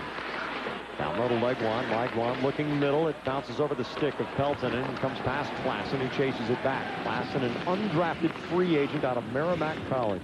So yet another 5-on-3 situation. Pittsburgh should have gained some momentum at the end of the first period by killing off a 5-on-3, but you can't go to the well too many times. This is what we saw from Pittsburgh in game 1, because they got themselves in penalty trouble in the second period. Ivan Holinka knows that, and they just can't be taking penalties in pairs, plain and simple, no matter what it's for. If it's hooking, tripping, holding, whatever, these 5-on-3s are going to kill you. Well, you saw Matthew Barnaby earlier in that ham down the bench. There's a player who can light a fire under his team, and Jaromir Jágr out there trying to kill off the 5-on-3. There's Barnaby. Look for him to mix something up if Pittsburgh continues not to show a whole lot of spark. I'm not talking about taking a stupid penalty. I'm talking about flying back and forth across the ice, making some body contact out there, and we haven't seen a lot of that from Pittsburgh. Darius Kasparaitis was joking how he doesn't have to do it all by himself anymore. Legwand touches it toward the middle. Walker gets a piece of it. It flicks in on Aubin. Now it's 5-on-4. Tiemanen's drive. Leg save. Aubin, a sharp one. Yachmanov to Legwand. He tries to walk in. Sets up shot back of the goal. Yachmanov back to the point.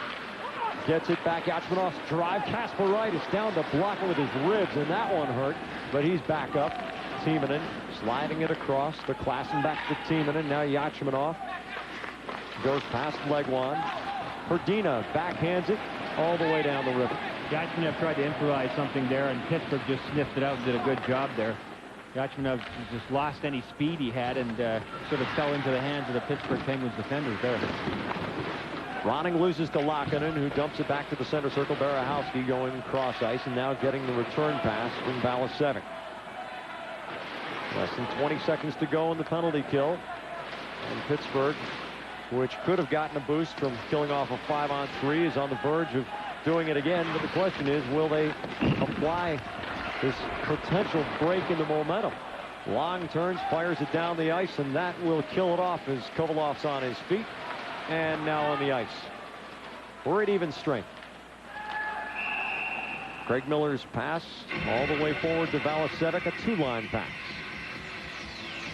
They put together a beautiful mural in the concourse area, and you're taking a look at it there with all the players involved here between Pittsburgh and Nashville. David Arrigo is the artist involved. He's done some work for the Hall of Fame before. Jaromir Jagr being the centerpiece of it, and well, he should be. Generally recognized by everyone, including myself, as the best player in the world right now. There's Tom Fitzgerald, who was on it as well. Captain of the Nashville Predators. Well, there's Matthew Barnaby. He's got the scowl on his face. He never looks any different. I would anticipate that out there with Simicek and Baranek, that Barnaby's going to make at least one Nashville player bite the ice on this shift. Actually, I shouldn't say he never looks any different. A lot of times he gets that grin going. When he's nodding his head and grinning at you, you're in big trouble.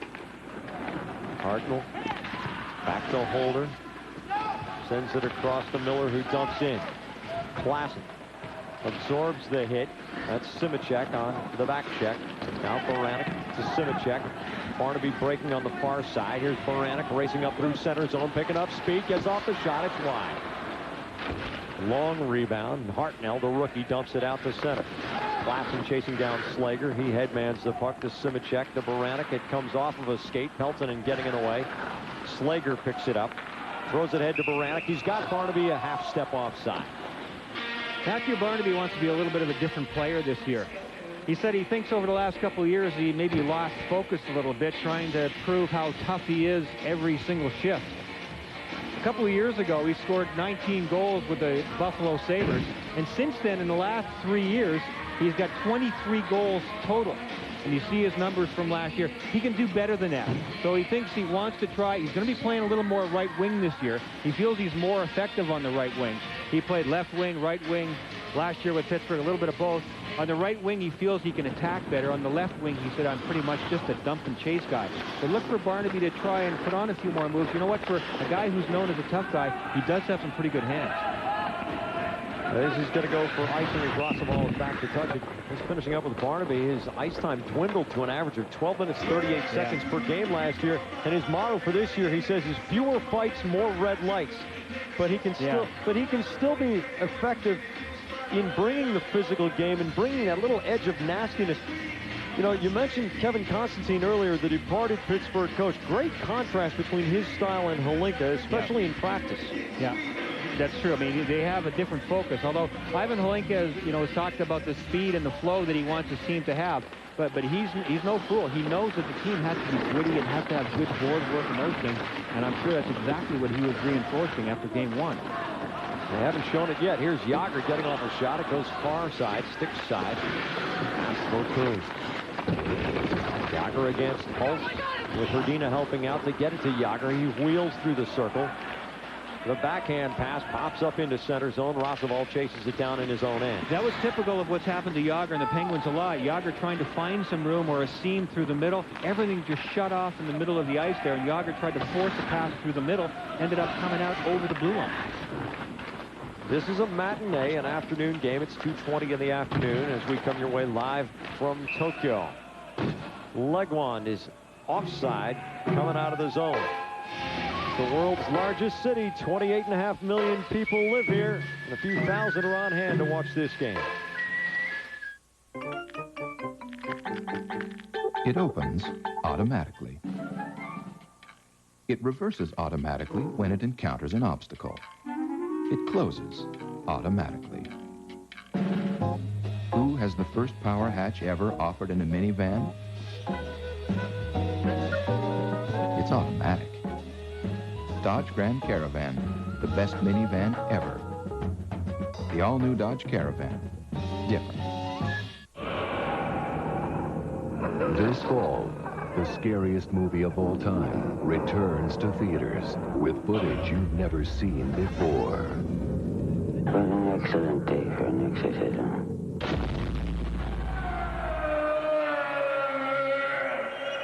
The Exorcist, the version you've never seen with digitally restored sound.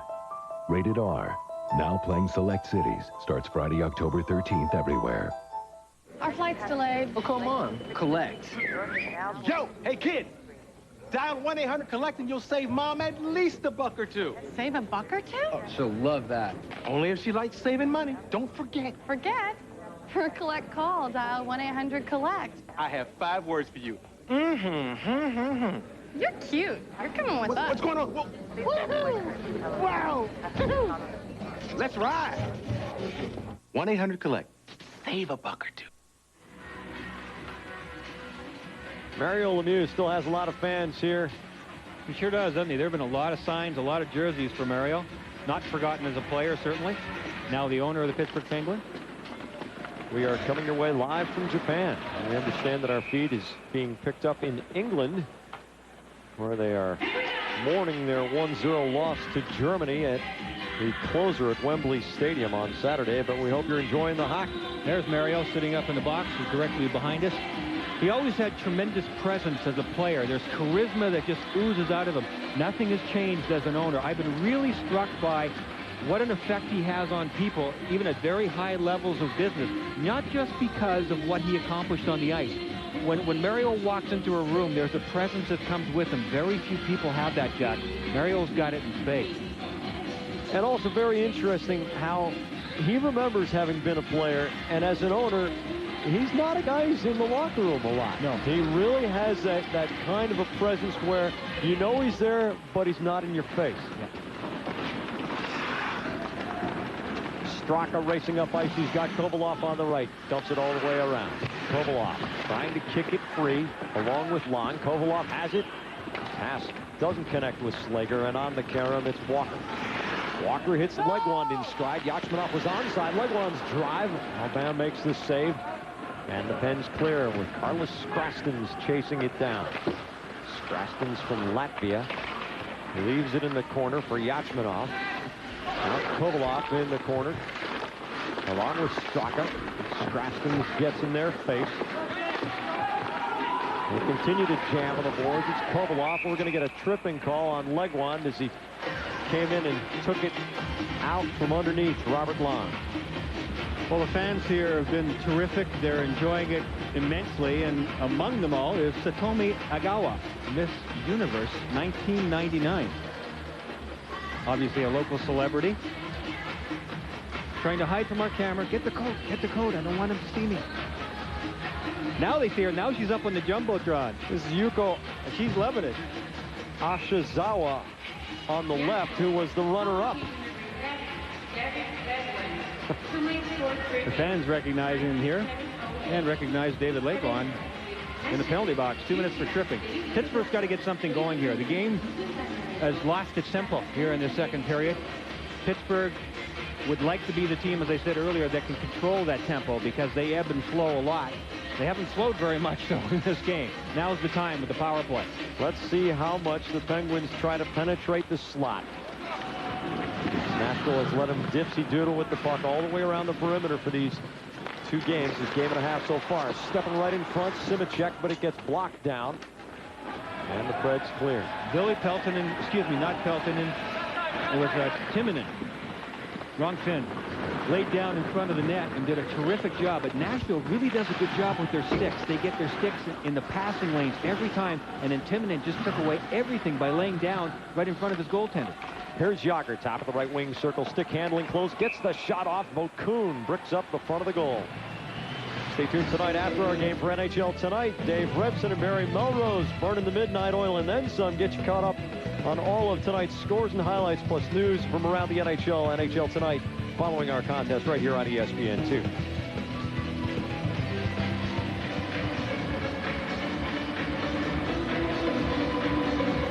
Second game in 27 hours for these players here on this trip to Japan.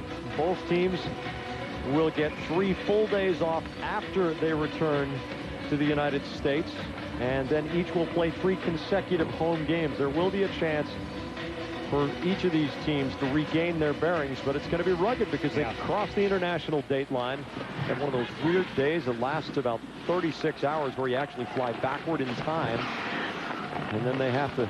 I've done that before. You're talking about brain cramps earlier. I was blushing. I thought you were talking about me. We've had a few here. It's tough flying this far, folks. Not as tough as it is for those guys out there, though. No. Here's Greg Johnson. Nice stop move to get away from the pressure, and he throws it down the river. Less than a minute to go on Legwand's tripping penalty. Pittsburgh's power play, which struggled last year, has shown no signs of breaking out of its slump. Straka. Miller gets off the backhand, but it's way wide. Ends up being a dump around all the way to Kovalov. Throws it diagonally across. Miller picks it up, dumps down low for Straka. Barahowski bumps him. Along the boards, it's Kip Miller back to Laakkonen. Miller with long top of the slot. Straka finds Kovalov closing the shot. Vokoun coming out nicely to close down the angle. Kovalov didn't have a lot to shoot at. Vokoun did a really good job of coming out and challenging there. When you have a guy with the skills of Alexei Kovalev, if you give him a corner, he's going to fill it most of the time. Vokoun came out and challenged him and forced him to make the perfect shot. Kovalev wasn't able to do it. Play goes down low, and then we'll come out kitty corner to Kovalev coming late. You can see a pre-designed play. They just threw it out blindly. It wasn't a great pass, so it wasn't a good advantage for Kovalev because he had to kick it up from his skate to his stick, first of all. So it didn't give him a good look at the net. You can't give that guy too many chances, especially on the power play. That's where he really shows you the dazzling moves that he had. 26 points on the power play for Pittsburgh last year, was second only to Jágr. 23 seconds left on the power play for Pittsburgh. Miller dumps it into the corner. But Scrafton clears it out. Kovalov with that tremendous kick up to the blade of the stick. Sometimes we take for granted the incredible athleticism of these guys. Here's Walker racing up ice with a shorthand chance with Fitzgerald. Walker trying to wend his way through, but Miller picks his pocket and lets Kovalov skate it out. We are back to even strength. Straka in the weave out of his own zone to Long. Robert Long going cross ice. Straka onside, drops it off. Herdina's blast way upstairs as Vokoun went to cover his head. Now Straka along the boards, gets it back. Slager's drive, saved loose in front, triples to the far boards. Peltonen gets pasted by Straka's hit. Now Barnaby comes in with a high hit. Lassen trying to pry the puck loose. He gets it for the Preds. And now here comes Cale Hull, the big defenseman. The pass picked off by Slager. It's a 3-on-2 the other way. Here's Barnaby. His shot saved Vokoun. Vokoun coming out and building the wall. And again, breaking down the angle. Hartnell behind Peltonen. Lassen can't pick it up. Here's a breakaway for Barnaby. Save Vokoun! Robbing Matthew Barnaby with the glove. Save of the game. Matthew Barnaby had as good a chance as you're ever going to get. A free breakaway from the blue line in. He changes his mind. What am I going to do? Glove side? No.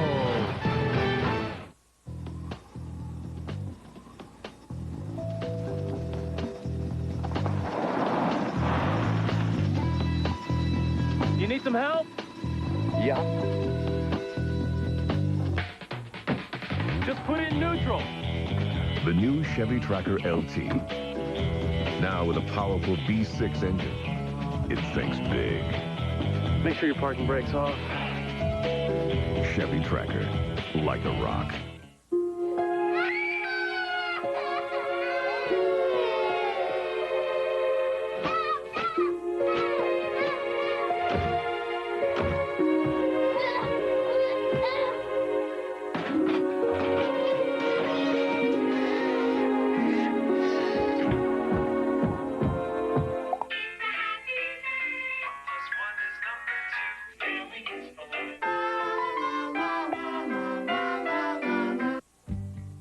I'm grateful that Michael Garcia is in our lives.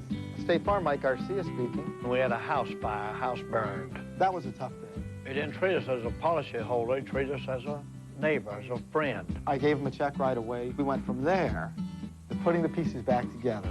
He's not a hero in the sense of a sports hero or a movie star. He's a quiet hero. He looks out for everyone in the neighborhood. It's gone from being a slogan to really being my way of life. Thomas Vokoun has been sharp in net. Matthew Barnaby knows that. Never scored more than 19 goals in the season. I mistakenly gave him credit for 29 earlier. Look at this. He just waited and tried to get it upstairs. He's trying to go right in the crook of the arm there. Just when the goaltender's arm bends a little bit, there's a little bit of a crook, and it's straight past the glove. I think that's what Barnaby was trying to hit, but he didn't. Here's a break to the other end. Randy Robitaille getting hauled down. We got a delayed penalty behind the play, too, because I believe it was Patrick Schellberg got nailed with a high stick. Interference appears to be the call. We'll see what the call was. It was behind the play. I didn't see it. As the play comes up, oh, right there. Schellberg didn't even have the puck, so it wasn't a high stick. It was an interference call. Darius Kasparaitis right there. Bangs into Schellberg, who did not have the puck. That is interference. Yeah, Schellberg never got it, but he got one from Kasparaitis. So Kasparaitis in the penalty box, 2 minutes for interference. What was he thinking? He was anticipating the pass. He thought Schellberg was going to get it, and he had him lined up so well, he just figured out what the heck. Might as well deliver, right? Yeah. Terrific. Well, Schellberg takes one for the team there. Yeah, well, that helps his team, which is more than halfway through this game on its way to a 2-game season series sweep against Pittsburgh. Now has the power play. Malasevic to take the drop against Hrdina, who wins it back to Laukkanen. And can't clear, but Hrdina chips it past Timonen. Timonen drop pass off to Ronning. Ronning trying to go cross ice. Rossaball picks it off. Yager is also on the penalty kill. A chance for a short-hander for the Pens. Crazy bounce right in front. Golden chance. Laukkanen tips it out of there. This is a temporary rink, and there have been some weird bounces off the seams in the glass, and that was a puck lying in the crease with Alban out, but Laukkanen saved his bacon. Even back in the United States, it happens a lot. When a puck gets shot in, it's a goaltender's worst nightmare. Laukkanen was real sharp to get a stick on that one. He was smart. He didn't try to handle the puck or shoot it away. He just deflected it away from Nashville so they couldn't shoot it in the empty net. I think it was Ronning that had the chance. Timonen winding it up out of his own zone. Tries to crank it around the glass, but it goes up and out, so the draw will come back into the neutral zone. Well, the goaltenders have to get out there and play the puck. Those are the little stanchions in between the glass, and that's where the bad deflections come off. The puck will get shot in right here. It's supposed to go all the way around. There goes Oban, but oh no, watch Laukkanen come in. Terrific job. Look at that. He just tucked it away, and it was Cliff Ronning, who was right there, and his eyeballs were as big as dinner plates. Around.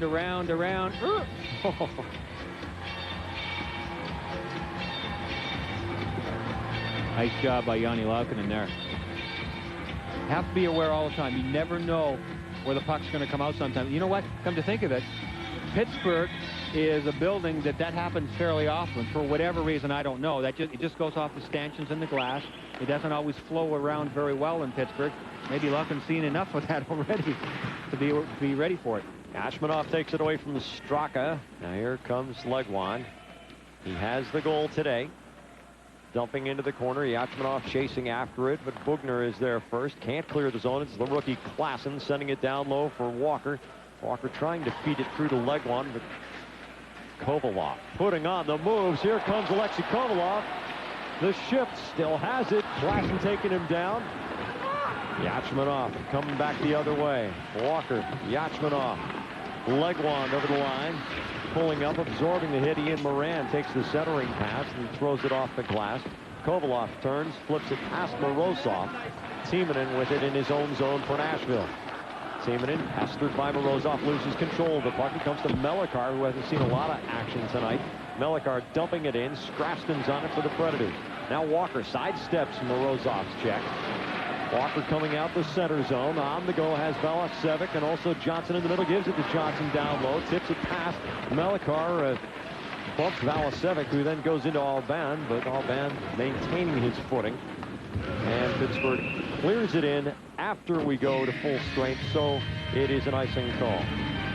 Tune in when the Baltimore Ravens take on the Jacksonville Jags in this week's edition of ESPN Sunday Night Football. It's at 7:30 p.m. That's when our coverage begins with NFL Primetime. Then Monday at 9 p.m. Eastern, Warren Sapp and the Tampa Bay Buccaneers travel to Minnesota to battle Randy Moss and the Vikes on ABC's Monday Night Football. ESPN and ABC, your exclusive home for primetime NFL football. In my mind, Alexei Kovalev is the most dynamic stick handler in the National Hockey League, and he loves to do it. He is so smooth, just like butter going through. He moves the puck from side to side. He uses a really rocker blade. Look at that. I mean, he makes it look so easy, folks. It's not.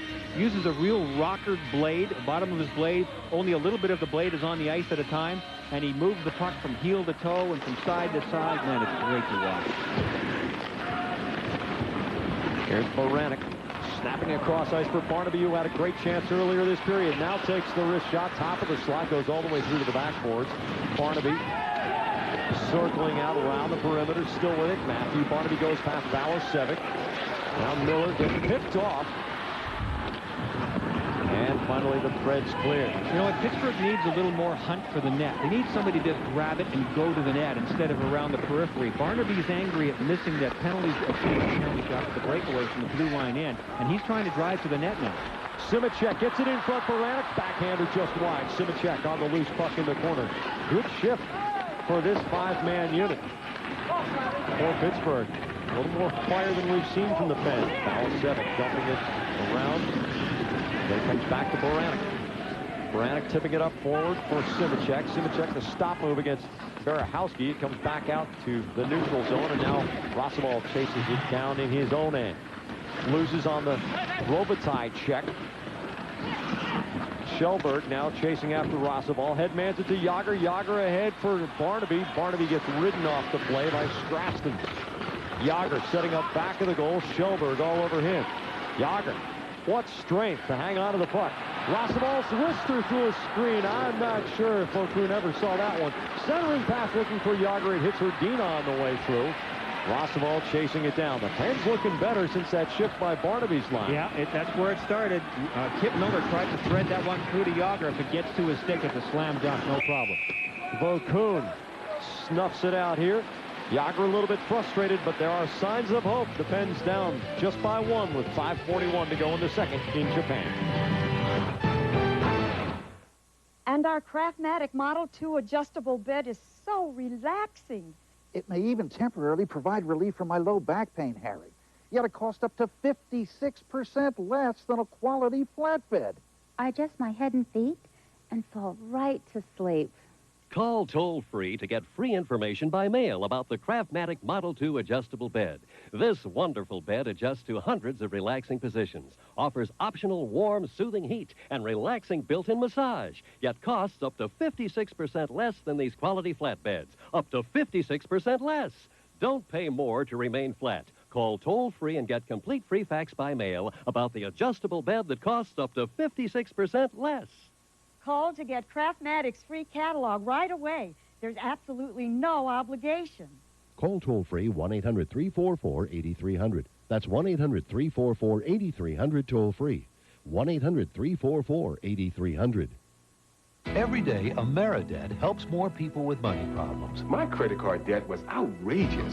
Then I called AmeriDebt. They contacted my creditors and got my payments almost cut in half. AmeriDebt is a nonprofit organization that offers free consultations to consumers seeking to eliminate their debt. Every month I pay our credit card bills. but the balances never seem to get smaller. AmeriDebt got our interest rates reduced, and now the balances are dropping dramatically. Call 1-800-848-4600. AmeriDebt, helping America get out of debt. Part of the experience of being in Japan is enjoying the delicacies which are unique to this island nation. Well, some people are eating hot dogs in the stands. Many of our crew have decided to venture forth and experience Japanese food. Just out of curiosity, Brian, last night what'd you have for dinner? I had pizza. I've had Japanese food, trust me, I have, and I like it. But I just wanted to change. I missed pizza. I must say that our crew probably set a record for sushi consumed when they realized it was free at a reception a couple of nights ago. Yeah. Our friend Phil Sims once said there's only one thing that's better than food, and that's free food. Yachmanov breaking it out of his own zone. Here's Walker. Walker over the blue line, working against Bugner. White line to Walker. He gives chase. Loses to Kovalov, trying to headman the puck to Straka in a seam. Pittsburgh definitely playing a little more jump in its step. It has outshot Nashville 7-4 in this second period. Legwan steps over the line, runs into Kasparaitis who's checking. Durant takes the puck. That's more the kind of defense that we've anticipated seeing from Pittsburgh, where the first man plays the body, the second man takes the puck. Morozov working it out. He's got Baranek and Kraft. Gets broken up at the line. Moran chips it forward. Kraft over the line, but loses it again. A lot of turnovers in center zone right now. Kraft knocks it out of the air, looking for Morozov. These serpentine weaves that Pittsburgh gets into, if you don't track the players well, you're going to end up losing track of one of them. Somebody's going to be walking in alone, but Nashville has done a great job making their blue line stand up. Over the last couple of years, the Pittsburgh Penguins have been really successful, Jack, in getting players to another level, players who've been around a bit. There's one right there, Joseph Baranek. He's been traded 5 times in his career already. But they're hoping that he can come around similar to the way Robert Lang has, the way Kovalev has, even Martin Straka. They should be able to get more out of him. He only scored 13 goals last year. He has the ability, especially being of the Czech nationality, and there being 10 Czechoslovakian guys on this club. I think he should be a 20 to 25 goal scorer without much problem. Whether or not he will, of course, that's a whole other story. But Baranek will be an interesting guy to watch this year and see if he can come through with some points for them. Baranek scored 28 goals in 1994. He came to the Pens in the Herman Titov deal in March. Lakinen on the near side going cross ice. Jágr can't pick up the bouncing puck. He runs into Scrastons' check. Scraston dumps to the line. Rossovall to Lakinen. This is the top 5-man unit out there right now for Pittsburgh with Hrdina centering. But here comes Fitzgerald. He's got Johnson crashing toward the goal. Elects to take the long bad angle wrist shot, and Alban tracks it well. A little bit of pushing and shoving, but I'm just thinking, I mean, we've seen very few hits of any kind really in the game, and almost 2/3 that we've seen so far here in Tokyo. I think that Nashville is fine with that, because Nashville's done a nice job of checking guys like Jágr and Kovalev and others without trying to take runs at them. So Barry Trotz has instilled in these guys, play position, be smart. Yes, we want you to be physical. Yes, we want you to dig out pucks. But don't go for big hits and have misses against skilled players. And they've obviously listened. Just as I was saying that, too, I saw Ian Moran. I don't know if he has problems with equipment or whatever. We saw him go off towards the Pittsburgh bench and try and find out if it's an injury or just equipment problem. Rossovall, back of his own goal, now across to Lakinen. Lakinen forward to Hrdina, has Jágr on the right side. Jaromir Jágr closing on the forehand. It's knocked away from him. Rossovall throws it across the middle. Jágr trying to pick the corner. It hits Vokun on the way through. It's underneath. And we'll get a face-off with 3:14 to go as tempers begin to rise. Jágr's getting a little frustrated. Carlos Scrastons, number 3 for Nashville, did a really nice job on Jágr again, stringing him along and keeping him on the outside and then poking the puck away. But then he let Jágr get away just for a minute when he didn't have the puck, and it almost cost him. There's Jágr without the puck, and see Scrastons was just behind him a little bit. You give Jágr one more touch at the puck, and that magic touch usually turns into a goal. It didn't this time, and Jágr's frustration is growing a little bit. Here's Yager going. There's what I'm talking about, Crafton. See that? Nice little flick of the stick, knocks it away. But then Crafton's watched the puck and allowed Yager to get that one more chance at it. He's angry. Jaromir Jagr, 6 shots today, more than last year's season average. Jagr, the 3-time defending scoring champion. That equals Guy Lafleur's streak of 3 in a row. Phil Esposito and Gordie Howe each won 4 in a row. Gretzky had 7. Lehkonen pulls the trigger, but can't put it on the face of the goal. Jagr fires it all the way across ice, off the corner bounce. It's Lehkonen dumping it back in. Turnaround centering pass by Jagr comes all the way through to Fitzgerald. Gretzky with those 7 straight scoring titles. Amazing. And, you know, as great as Jagr is, and he is a phenomenal player, he's not even halfway to getting to Gretzky's, just one of Gretzky's many all-time records. Unfortunately, I think we were all guilty of the last couple of years when Wayne was in the league of just saying, oh yeah, well, that's Wayne.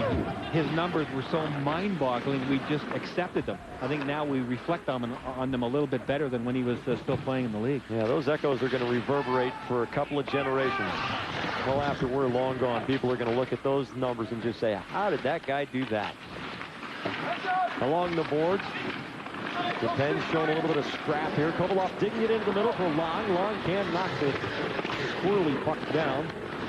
Straka for Long. Ronning giving chase. Now Slager pinching in. 2 minutes to go in the second period. The Pens looking for their first goal of the night, trying to pull lead. They have trailed throughout this series. They have not been tied since the first goal in either game. Slager with the touch. And icing call here. Well, coming up just a couple of minutes away. NHL Tonight intermission report. The Avalanche and the Oilers going at it as Patrick Roy tries to track down the all-time record for wins. Rangers and Thrashers, the Wild and Coyotes. That kind of goes together well, doesn't it? Wild and Coyotes. Although they are 2 different teams. Minnesota Wild and Columbus Blue Jackets, the 2 new teams. And there's a couple of Edmonton Oilers fans way over here on the other side of the world. Almost every team in the NHL is represented with someone wearing their sweater. Yeah, on the train, on the way over, we have to take 2 trains to get here, folks. The rink is about an hour from the hotel. Either we take 2 trains for $6.50 or a cab ride that was estimated to us at about $120. That was easy. And we'd like to tell our boss, Larry, we took the train. Keep your receipts. Legron dumps it into the left wing corner. Mellikar tries to get it past Yachmanov, can't do it. Yachmanov for Walker along the backboards. Kasparidis gives him a bang. Now Barnaby's out there throwing his body around. Yachmanov back to the point. Straston's drive goes all the way through to the backboards. That one skipped off the ice on the way through. Baranek picks it up and wheels. Minute 20 to go in the second period. The Pens still down by 1. Delayed offside at the line, but now Barnaby has it in the neutral zone, and it's okay. Kasparidis goes beyond Simicek. Barahowski all the way out to the red line looking for Walker in the crowd. Barnaby jars it loose, and Mellikar has it without opposition. Now forward to Simicek. Simicek on the left side. Barnaby closing, has the screen, the shot. Hits Simicek, rather Baranek on the way through. We're in the final minute of play in the second period. The Preds trying to add to their 1-0 lead here. Greg Johnson with the pull-up move. Rossival, the nice poke check to knock it back to center. We do not have access to time of possession, but Jack, the Pittsburgh Penguins have had the puck an awful lot here in this second period. That's their game. They need to have the puck. We've talked about how Nashville shut off the center of the ice, and Pittsburgh doesn't have a lot of good scoring chances, and so far no goals to show for it. But they're a club that thrives on puck possession, and they're starting to get their game back. Perdina to Miller. Get Miller's shot. Blocker save. Bocoon clears his own rebound. Bocoon has been outstanding. Here right in front of Jagr. The shot. Save. It's between the pads. Delayed penalty coming. Jaromir Jagr's unit is making things happen. And if they can't get one here, they'll start the third period with a fresh sheet and a power play. Great work by Thomas Bocoon, the goaltender. They had excellent save from Mike Dunham in game 1. And Thomas Bocoon is picked up right where Dunham left off. Good attack there by Kip Miller, and a nice save and clear by Thomas Bocoon. And then the big man gets the puck. He tries to outweigh him, but see what Bocoon did? He came out towards him. That's what really made the save for him. He didn't just slide inside the blue paint. which is what Yager would hoping that he would do, there would be lots of room to pick a corner, and Yager would not have missed. Vokoun moved out at him and across. Yager never got a sniff. Greg Johnson goes for slashing. That happened, I think, on Yager afterwards. It was Johnson trying to recover, seeing the big number 68 slide across in front. He said, I got to get a stick on him or something. So it was a slashing penalty there for Greg Johnson. But the momentum and the tempo and the puck control and everything is definitely picked up for Pittsburgh. Yager's got the scent. Vokoun has done many things well tonight, but perhaps the best is breaking down the angle quickly, being decisive, knowing that this is the challenge I got to make it now, and he's given the Pens very little to shoot at. Yeah, and we mentioned, I mean, these are his demons. He gave up 6 against them last year, got sent down to the minors after playing against Pittsburgh. Not like that here. 0 for 3 on the man advantage so far tonight, or this afternoon as we come your way live from Tokyo. Lokkonen. Kovalov turns and cranks it off, and Vokoun grabs it at the horn. David Legwand's first period goal is standing up so far. Let's check in the studio with Dave Brevson and Barry Melrose. Thank you very much, Shaq. Welcome to the Dodge Different Intermission Report, and it is still 1-0 in favor of the Predators. And Barry, you surprised? Well, they must have a great postal service in Japan, because basically Pittsburgh mailed in the first 5 periods of this year. Now, saying that, they're talented enough to play 1 period of hockey so far in the first 2 games and get 2 points out of it. They're good enough to do that, but they haven't played well the first part of this 2-game series at all. All right, well, we will check out some highlights from the rest of the NHL just moments from now, including Habs and Oilers. Patrick Waugh trying to get 1 game closer to the record. Did he do it? We'll let you know when we return.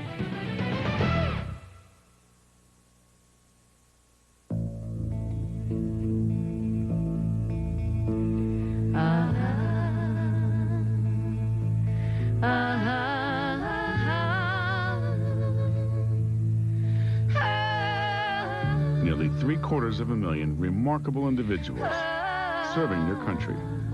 And they all believe they have the best job in the world. Join us. America's Air Force. No one comes close.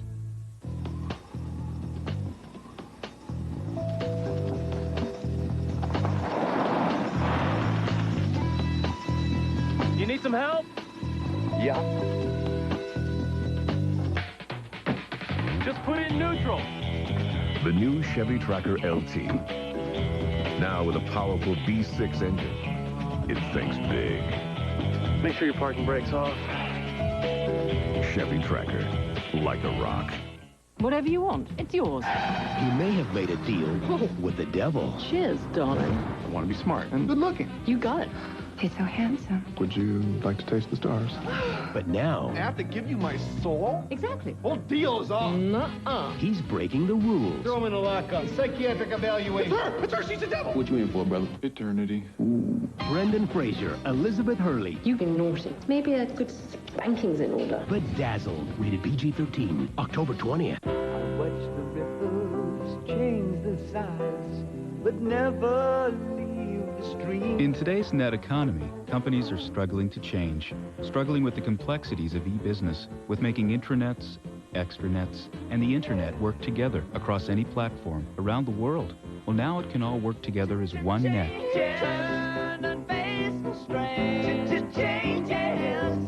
With Net Services software from Novell, the power to change. Now get the Wall Street Journal delivered for 8 weeks at just 37 cents a day, a 50% savings. Call now 800-255-6600.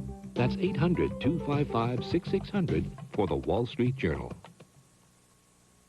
Welcome back, and we are still, of course, on the Patrick Waugh watch. 3 wins away from Terry Sawchuk coming into tonight's action. Let's see if he could inch 1 win closer as the Avs taking on the Oilers. Pick it up in the 3rd period. Avs leading 1-0. Igor Ulanov takes care of that, though. Beats Waugh, top shelf, ties the game at 1. As the rules dictate, we head to overtime. In the OT, Joe Sakic right out in front, but he hits the crossbar. Sakic bombing. This one ends in a 1-1 tie. Waugh, 2 games, 2 ties. Still stuck on 444 wins. Colorado continues its season-opening 4-game road trip in Calgary on Tuesday, and they say they're going to play Waugh in every single game until he breaks the record. But Barry, I'm interested in talking a little bit about the Oilers. In Edmonton, 2 tough tests early on, and so far they passed both of them. Have they ever? They beat Detroit game 1, coming from behind against a very good Detroit team and getting a win there. Tommy Salo, I thought, played very well. Tommy Salo played great again tonight against the Avalanche, who can score as well as anybody in the West. Also, what I like about the Oilers, their best players are playing great. Guerin scores. First game was strong again tonight. Waite has been great every game. Ryan Smith is scoring and playing very solid. So this team's got to really go. And Craig McTavish, Kevin Lowe are doing a great job with this team. They're for real. They played the 2 best teams in the Western Conference and got 3 points out of it. Now for the expansion segment of the show, and we are not actually going to expand. We're just going to talk about the expansion teams. Going to start you off with the Minnesota Wild, still in search of their first win. They lost their first game in Anaheim the other night. Tonight in Phoenix, first period, Keith Tkachuk with the Coyotes on the power play. Trickles one home. That ties it at 1. Second period, Yotes up 3-1. Jeremy Roenick bats one in, 4-1 Coyotes. Trade rumors, Jeremy and Tkachuk don't want to leave the land of the sun right there. Jeremy throws one in. He's had a great start to the season, as had Keith Tkachuk. Nothing wild about this. They're still winless, 4-1 the final. Next Wild game, their home opener Wednesday. They will take on Philly. Roenick, goal and 2 assists, 3 power play goals for Phoenix. First ever game for Columbus. They lose to Chicago 5-3. This after the Blue Jackets took a 3-0 lead in the first 10 minutes. And Barry, let's talk a little bit about the expansion teams. What are your impressions early on? Basically the same as Nashville. They're going to be good defensively. They're going to work very hard. They're going to be coached very well, but they just don't have enough skill to make teams pay when they make a mistake against them. That's the difference. Right now we're seeing Nashville, they're just getting to the point now in their 3rd year that when they make a mistake, when Pittsburgh makes a mistake, Nashville's good enough to burn them. Those other 2 teams aren't good enough yet to do that. Well, Nashville capitalizing so far in this one. David Legwan has the only goal. It is held up through the first period, held up through the second period. 1-0 in favor of the Predators in Tokyo. We'll get you back out there in a moment for more of the intermission report coming up. Keep it right here.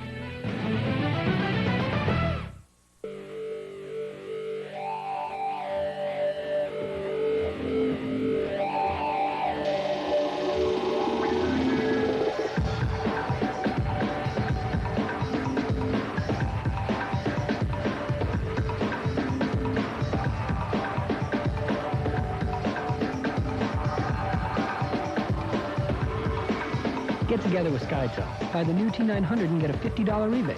1-800-SkyTel-5. Presenting the ultimate tire for your 4x4, the Michelin LTX. Michelin technology gives it a smooth, quiet ride. Yet it's tough enough, Michelin enough to get you through anything. Buy 4 Michelin tires now and get a free emergency roadside kit. And you'll be eligible to enter the Buy 4 and Score sweepstakes with chances to win a BMW X5 and an iMac computer or other great prizes. See your participating Michelin dealer by October 31st. Thank you for calling Domino's. Can I take your order? Andy! Huh? Those sockets are only supposed to be used for Domino's heat wave bags. They need to stay plugged in so the pizza's delivered hot. Are you listening to me? The Domino's heat wave bag is plugged in to stay hot. You happy now, Andy? It's a fall heat wave at Domino's, where you can get a hot deal every day. Call now and get a large 1-topping pizza and a 2-liter of Coke for $9.99. Domino's, bad Andy, good pizza. Excuse me? Yes. Could I get a glass of water, please? Oh, sure. Anything else? Now that you mention it, I could use a little more leg room.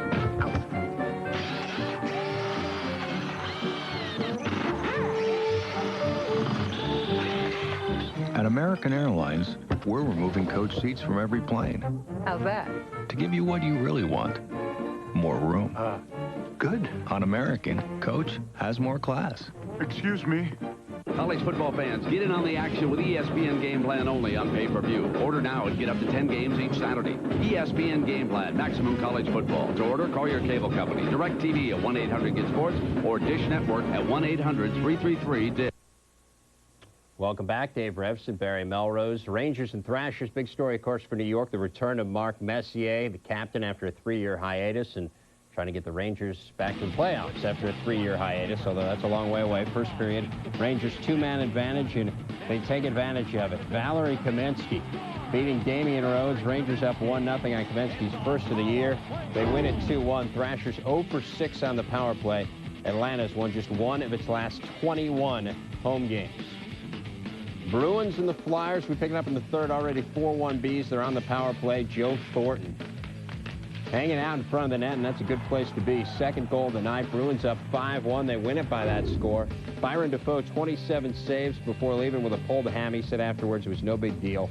Should be okay. And the Bruins are okay, too. Maybe even better than okay. They look pretty good, Barry. Have they ever looked good? They tied the first game against a very good team, played great tonight, and the young players are playing so well for the Bruins. Everyone sees now what Jason Allison means to this team. He's such a big force in the middle, setting people up. He got 4 points tonight. Thornton is a power of strength. You can't move that big kid, 6'5", 210 pounds in the middle, only now becoming a man. He's been a kid the last couple of years, so he's only now maturing, and Samsonov is starting to look like the kid he was in his rookie year. So things are looking good for the Bruins right now. If they can get Anson Carter signed, maybe it's a playoff team again.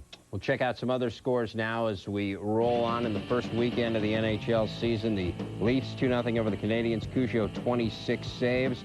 And Alexei Yashin making his return to Ottawa, Bear. Got a few cheers among those many boos that started the game tonight. Also scored a goal, as you see, as the Sens beat the Stars in impressive fashion. Sabres overcome a 2-0 deficit to top L.A. A pair of goals for Vaclav Varada. And you're just going to have to trust me on that one. It happened. I was there. It was, in fact, the truth. Looking for a little more excitement this season? Enjoy the most football with DirecTV and NFL Sunday Ticket at Circuit City. You'll get up to 13 games every Sunday, and right now you can save up to $400. Get your DirecTV system at Circuit City, subscribe to Total Choice Platinum Programming and NFL Sunday Ticket, and get free 3 months of Total Choice Platinum. Plus, save $100 on standard professional installation and up to $40 on powered antennas. Now at Circuit City. In our family, men lose their hair early. Thank you. By the time we hit 30, we don't have to invest much in combs. So I started using Rogaine when I was like 28 at the first sign of fallout. Before I looked like I needed it, because I knew I would. So here I am. I've been using Rogaine for about 2 years now, right at the source of the problem, and I don't see any difference. And that's the idea. You keep the hair you have. Look, I love my dad. I'm just not in a rush to look like him. Simple, safe, smart. Rogaine. It's stronger than heredity. The world of B2B e-commerce can be confusing. Now imagine having the power to clearly see who you're doing business with, what is being exchanged, where your next opportunity lies, when it will arrive. Why would you do business any other way? For all your internet commerce needs, Claris, clear thinking in B2B. You know, ideas and inventions come from people in all walks of life. Do you have an idea for a new product or invention? If so, Invention Submission Corporation has information to help you get started. ISC is America's largest inventor service firm. Call now and learn how to submit your idea to companies through ISC's data bank and apply for a patent. Even if your idea is just to improve an existing product, call for ISC's free information. For your inventor's information, call 1-800-652-0101.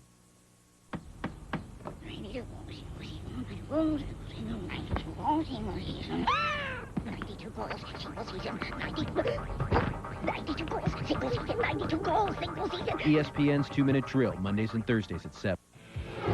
Want to fill you in on the baseball playoffs? They're going to a Game 5 between the A's and the Yankees. Oakland pounds them 11-1. Roger Clemens gave up 6 runs in 5 innings, pitching on 3 days rest for the first time in 7 years. And the Cards sweep the Braves. Jim Edmonds, Fernando Vina, 3 RBI apiece. Elsewhere in the NL. All the New York fans are happy Mark Messier is back with the most popular New York sports figure, the Hawaiian Punch, Benny Agbayani, a home run in extra innings to win it for the Mets. Mets do win 3-2 in the 13th. First homer of the postseason for Agbayani. That's going to give Gammons a run for his money over here. 3-2, Mets win it. They lead the series 2-1. Don't forget, there's lots more baseball where that came from. Giants and Mets. New York trying to put them away. Game 4, 4 p.m. Eastern time tomorrow. Comes your way after a 3:30 Eastern time baseball tonight. But don't forget, you can also hear the game if you're in the car on ESPN Radio. Third period coming up. Hey, best man, time for your speech. I remember Ted's first wedding. He knew his way around. What was the lady's name? Kathy. I feel like I know almost better than Ted.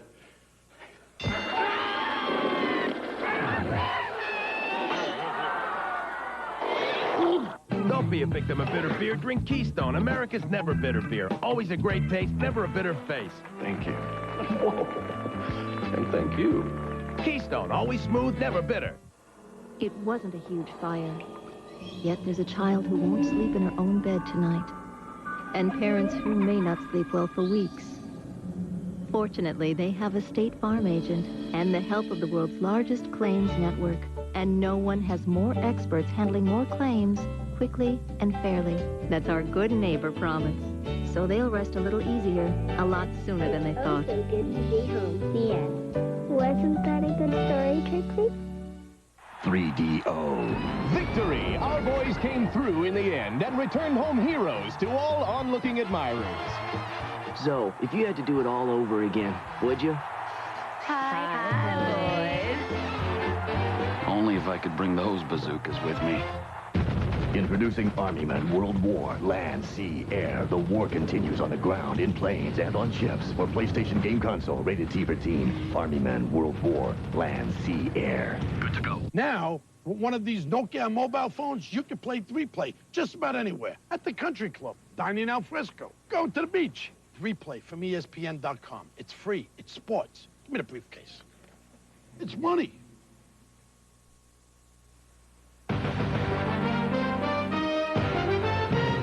ESPN2's coverage of National Hockey Night is brought to you by Original Coors. When you're an original, you do it your own way. Original Coors. And by 1-800-COLLECT, the easy way to save.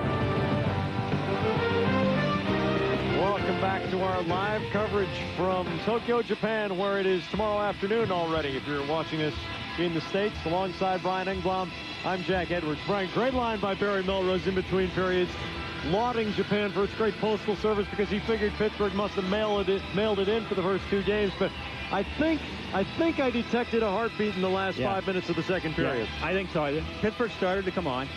They have not established their game. They haven't had that intensity that they need. Any team needs. But there was a pulse there. I agree with you. They started to come on. Time of possession is something that Pittsburgh always needs. They need to have the puck. The Yagers, the Langs, the Kovalevs, all those guys. That's where they're going to, get something going. They finally started to do that, but they had yet to solve Thomas Vokoun, who has done a terrific job. Nashville has had terrific goaltending in these two games so far. And I have a feeling that they're going to continue to need it here in this third period. Because Pittsburgh, although they are frustrated, they are starting to come on, and they're going to want at least one goal here in this game. And number 68 can't be denied too many times. These fans have had a lot of fun here. We've seen a lot of NHL jerseys. There's some Japan League jerseys. That young man knows he's on the screen right here in Tokyo, and he's having a great day. Japan Hockey League teams normally draw from 5,000 to 8,000 fans. Well, you saw 27,275, a two-day record. The first and second largest crowds ever to see hockey games in Japan. In today's crowd, only about 150 smaller than yesterday's. Pittsburgh on the power play. It's Jan Hudina. Jaromir Jagr down on the corner, back to Kovalov at the point. Jagr gloves it down. Now in the corner, it's Simicek. Flips it to Jagr. Jagr trying the shot. It goes off the aluminum blade of Barahowski. You heard the clank. Yachmanov feeds it ahead to Walker on the shorthand. Yachmanov top of the slot with Jagr riding him. Elects just to dump it into the corner, and fresh legs come over the boards for Nashville. This is a big penalty kill for Nashville because they know that Pittsburgh wants to come on. And if they allow a goal here, it could be all Pittsburgh for the next couple of minutes. I think that Nashville has lost some of its edge that it has had ever since it came to Tokyo. All of game one, the first period, but they lost some at the end of the second. They have to regain it. They have that look about them that they're just sort of hanging on by their fingernails. Slager over the line left side. Fitzgerald kicks it away, and he throws it off the boards. Only 35 seconds to go on Pittsburgh's power play. If Nashville can get away from the Penguins here, they'll finish the season series. They only will play twice, both games here in Japan. The only other time they could meet would be in the Stanley Cup Finals. Not likely. No. Barahowski to the left and behind. Voltuna comes right in the middle. Slager can't pick the top corner. Yuri Slager, the golden opportunity. Another shot in, and Vokoun calmly sticks it aside. Centering pass. Yachmanov has a break. Johnson on his feet, ready to come out of the box. Yachmanov, the blast, goes wide.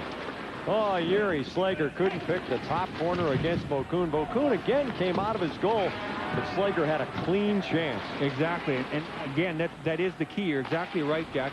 Vokoun has done a terrific job of challenging, coming out, not staying, back near the goal line, coming out and facing the shooter. He forced Slager to cut it too fine, and he just missed. Schellberg headmans the puck, but it's behind Robitaille. Now Timonen touches it forward. Ronning chasing down into the corner. Ian Moran, who is healthy, is back for the touch. And the icing call comes against the Preds. Nashville haven't made too many dastardly mistakes, but they sure did on that penalty kill. Yuri Slager was all alone in front. I mean, there wasn't anybody else in the same zip code as him. Look at everybody, all the support in the corner. That's all well and good, but oops, here comes the puck. Here comes Slager, and he just, maybe it's the bad hand, I don't know.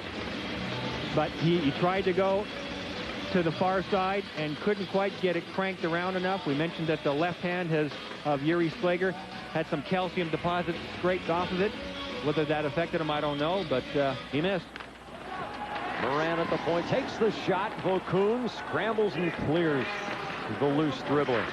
Kraft keeps it alive in the corner, but Nashville intercepts. Moran flicks it all the way in on Vokoun. Vokoun is playing himself a fine game tonight. Kasparaitis up the boards. He goes past Baranek. Holder, who had the flu-like symptoms, still going here in the third period. Schellberg dumping in. Aubin stops it for Kasparaitis. Off Baranek, gives it away. Ronning hits the side of the goal. Turnaround, feed right into the middle.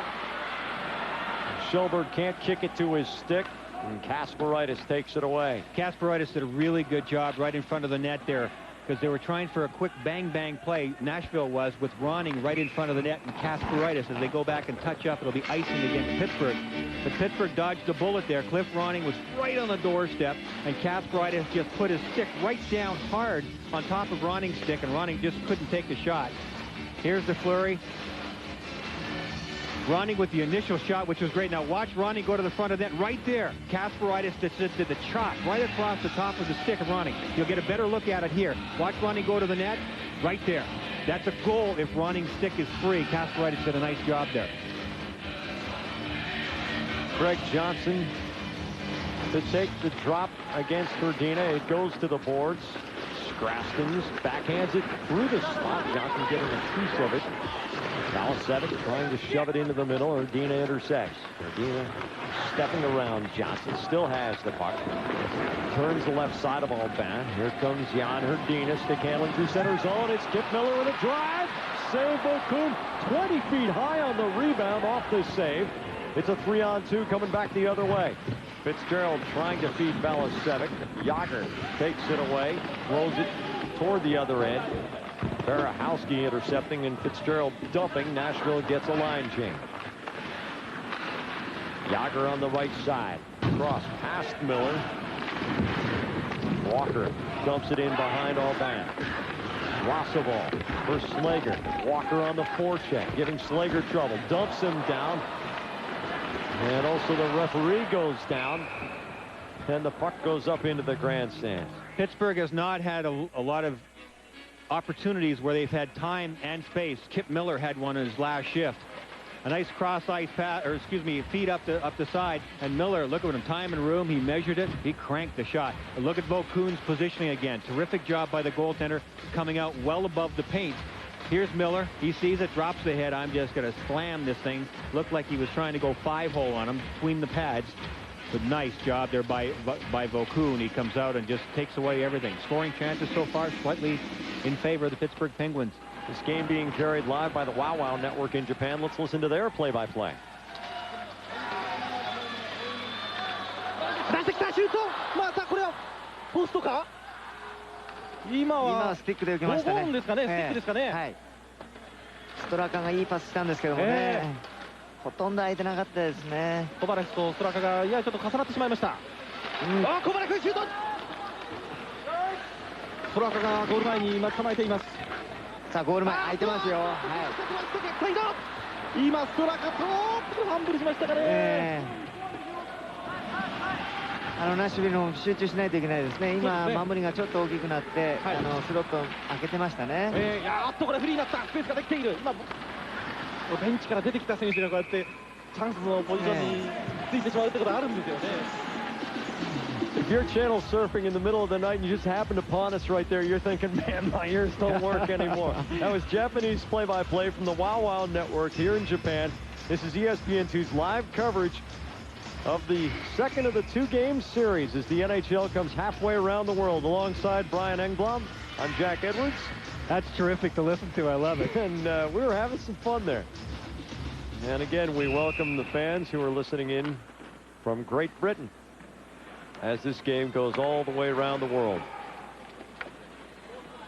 And the game's still on the line here. Nashville has had a 1-0 lead for a very long time. The only goal in the game has been scored by Legwand in the first period. And Pittsburgh is coming on. Barry Trott's got to be a little bit worried about that. He'd like to see his boys pick up the momentum a little bit here.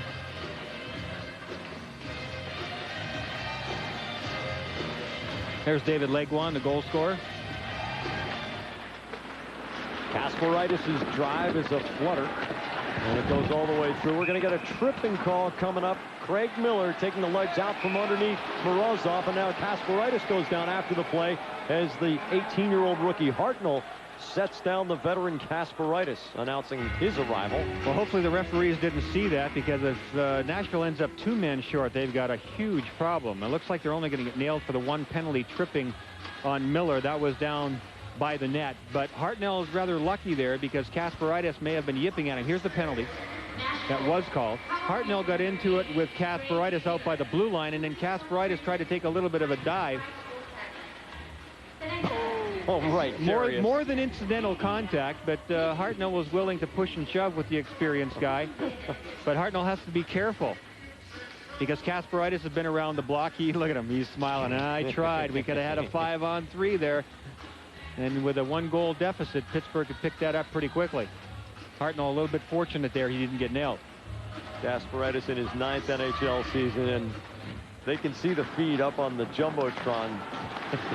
He knew he was guilty of a dive there. On the power play, Simicek trying to center, but Yachmanov takes it away. Johnson on the shorthand working against Laakkonen. Gets off the shot. It's wide to the glove side. Goes all the way through to Jágr in center zone. Yachmanov takes it away. Going to get a high stick call, so the drop will come back to center zone. ESPN2's National Hockey Night heads to Carolina Tuesday night, 7 p.m. Eastern Time. The Hurricanes play host to the Dallas Stars. That means Brett Hull's going to be aiming for goal. Stars and Hurricanes Tuesday at 7 right here on ESPN2. ESPN and ABC, your exclusive network for NHL action. Nashville's done a nice job of killing penalties in these 2 games so far. That's Johnson with the puck. He just whips it at the net. He was trying to get a little misdirection, hoping Oban, the goaltender, was looking at his eyes. He was looking elsewhere from the net and then tried to pull the trigger quickly, but missed the target. Starahowski gives it a ride. Kovalov kicks it down at his own line. Jágr trying to kick to the stick, and Jágr has to circle back against Fitzgerald. Now dumps it off. Here's Kovalov. Kovalov's fast deflect. Jágr has it on the fly. Simicek off to Hrdina, who tries the extra pass instead of the shot. Laakkonen, Jágr. Laakkonen at the point.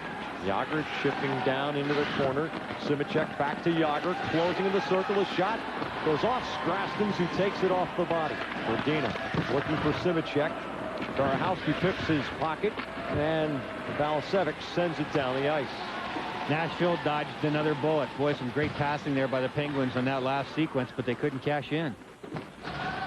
Laakkonen hits Straka in the skates. Straka pulls up. Back to Laakkonen. His drive, leg save, Bokun scrambling for the puck. It's still loose. Pittsburgh keeps it alive. Jágr around the boards for Kovalov. Kovalov's backhander into the slot. Long knocks it down to Laakkonen. The drive save. Bokun might have hit a body before it got to the goaltender. Jágr at the line. Kovalov closing right wing circle. This is good flow from Pittsburgh. Across the middle of the goal! Robert Long ties it up.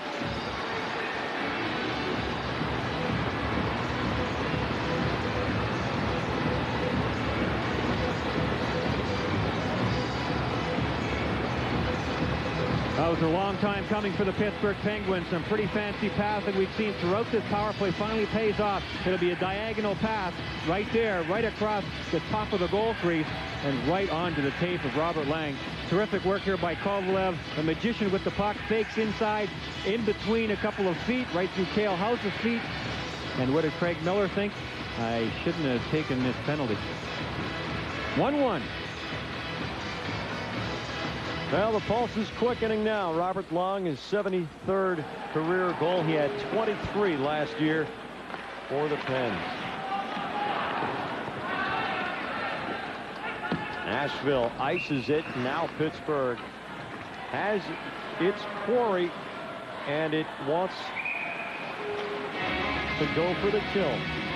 Robert Long on the power play at 6:44 of the third. Hey, best man, time for your speech. I remember Ted's first wedding. He knew his way around. What was the lady's name? Kathy. I feel like I know almost better than Ted.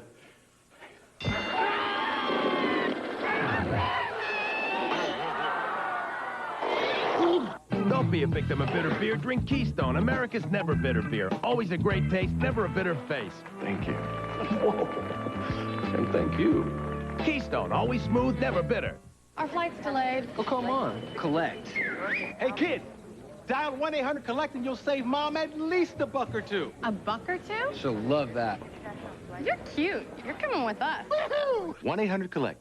Save $1 or $2. I watch the ripples change the size, but never leave the stream. In today's net economy, companies are struggling to change, struggling with the complexities of e-business, with making intranets, extranets, and the internet work together across any platform around the world. Well, now it can all work together as one net.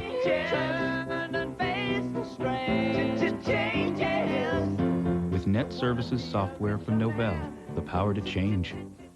Now get the Wall Street Journal delivered for 8 weeks at just 37 cents a day, a 50% savings.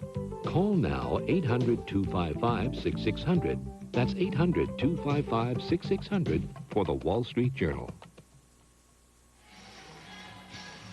Fans have followed these teams halfway around the world, and they know how to get on ESPN too, don't they?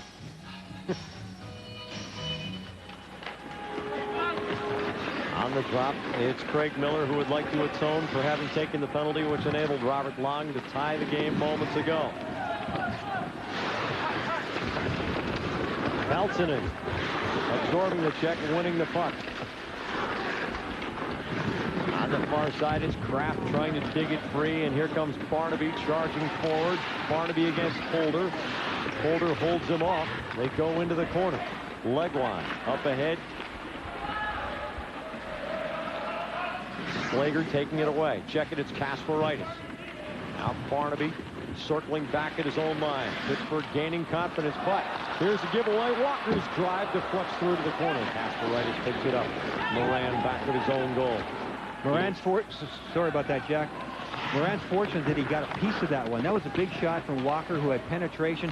Barnaby made a risky play. Walker got a chance, and his big slap shot, if that gets on target, that's got a big-time chance to score. Randy Robitaille in the right wing corner. Slager gives him a good bang.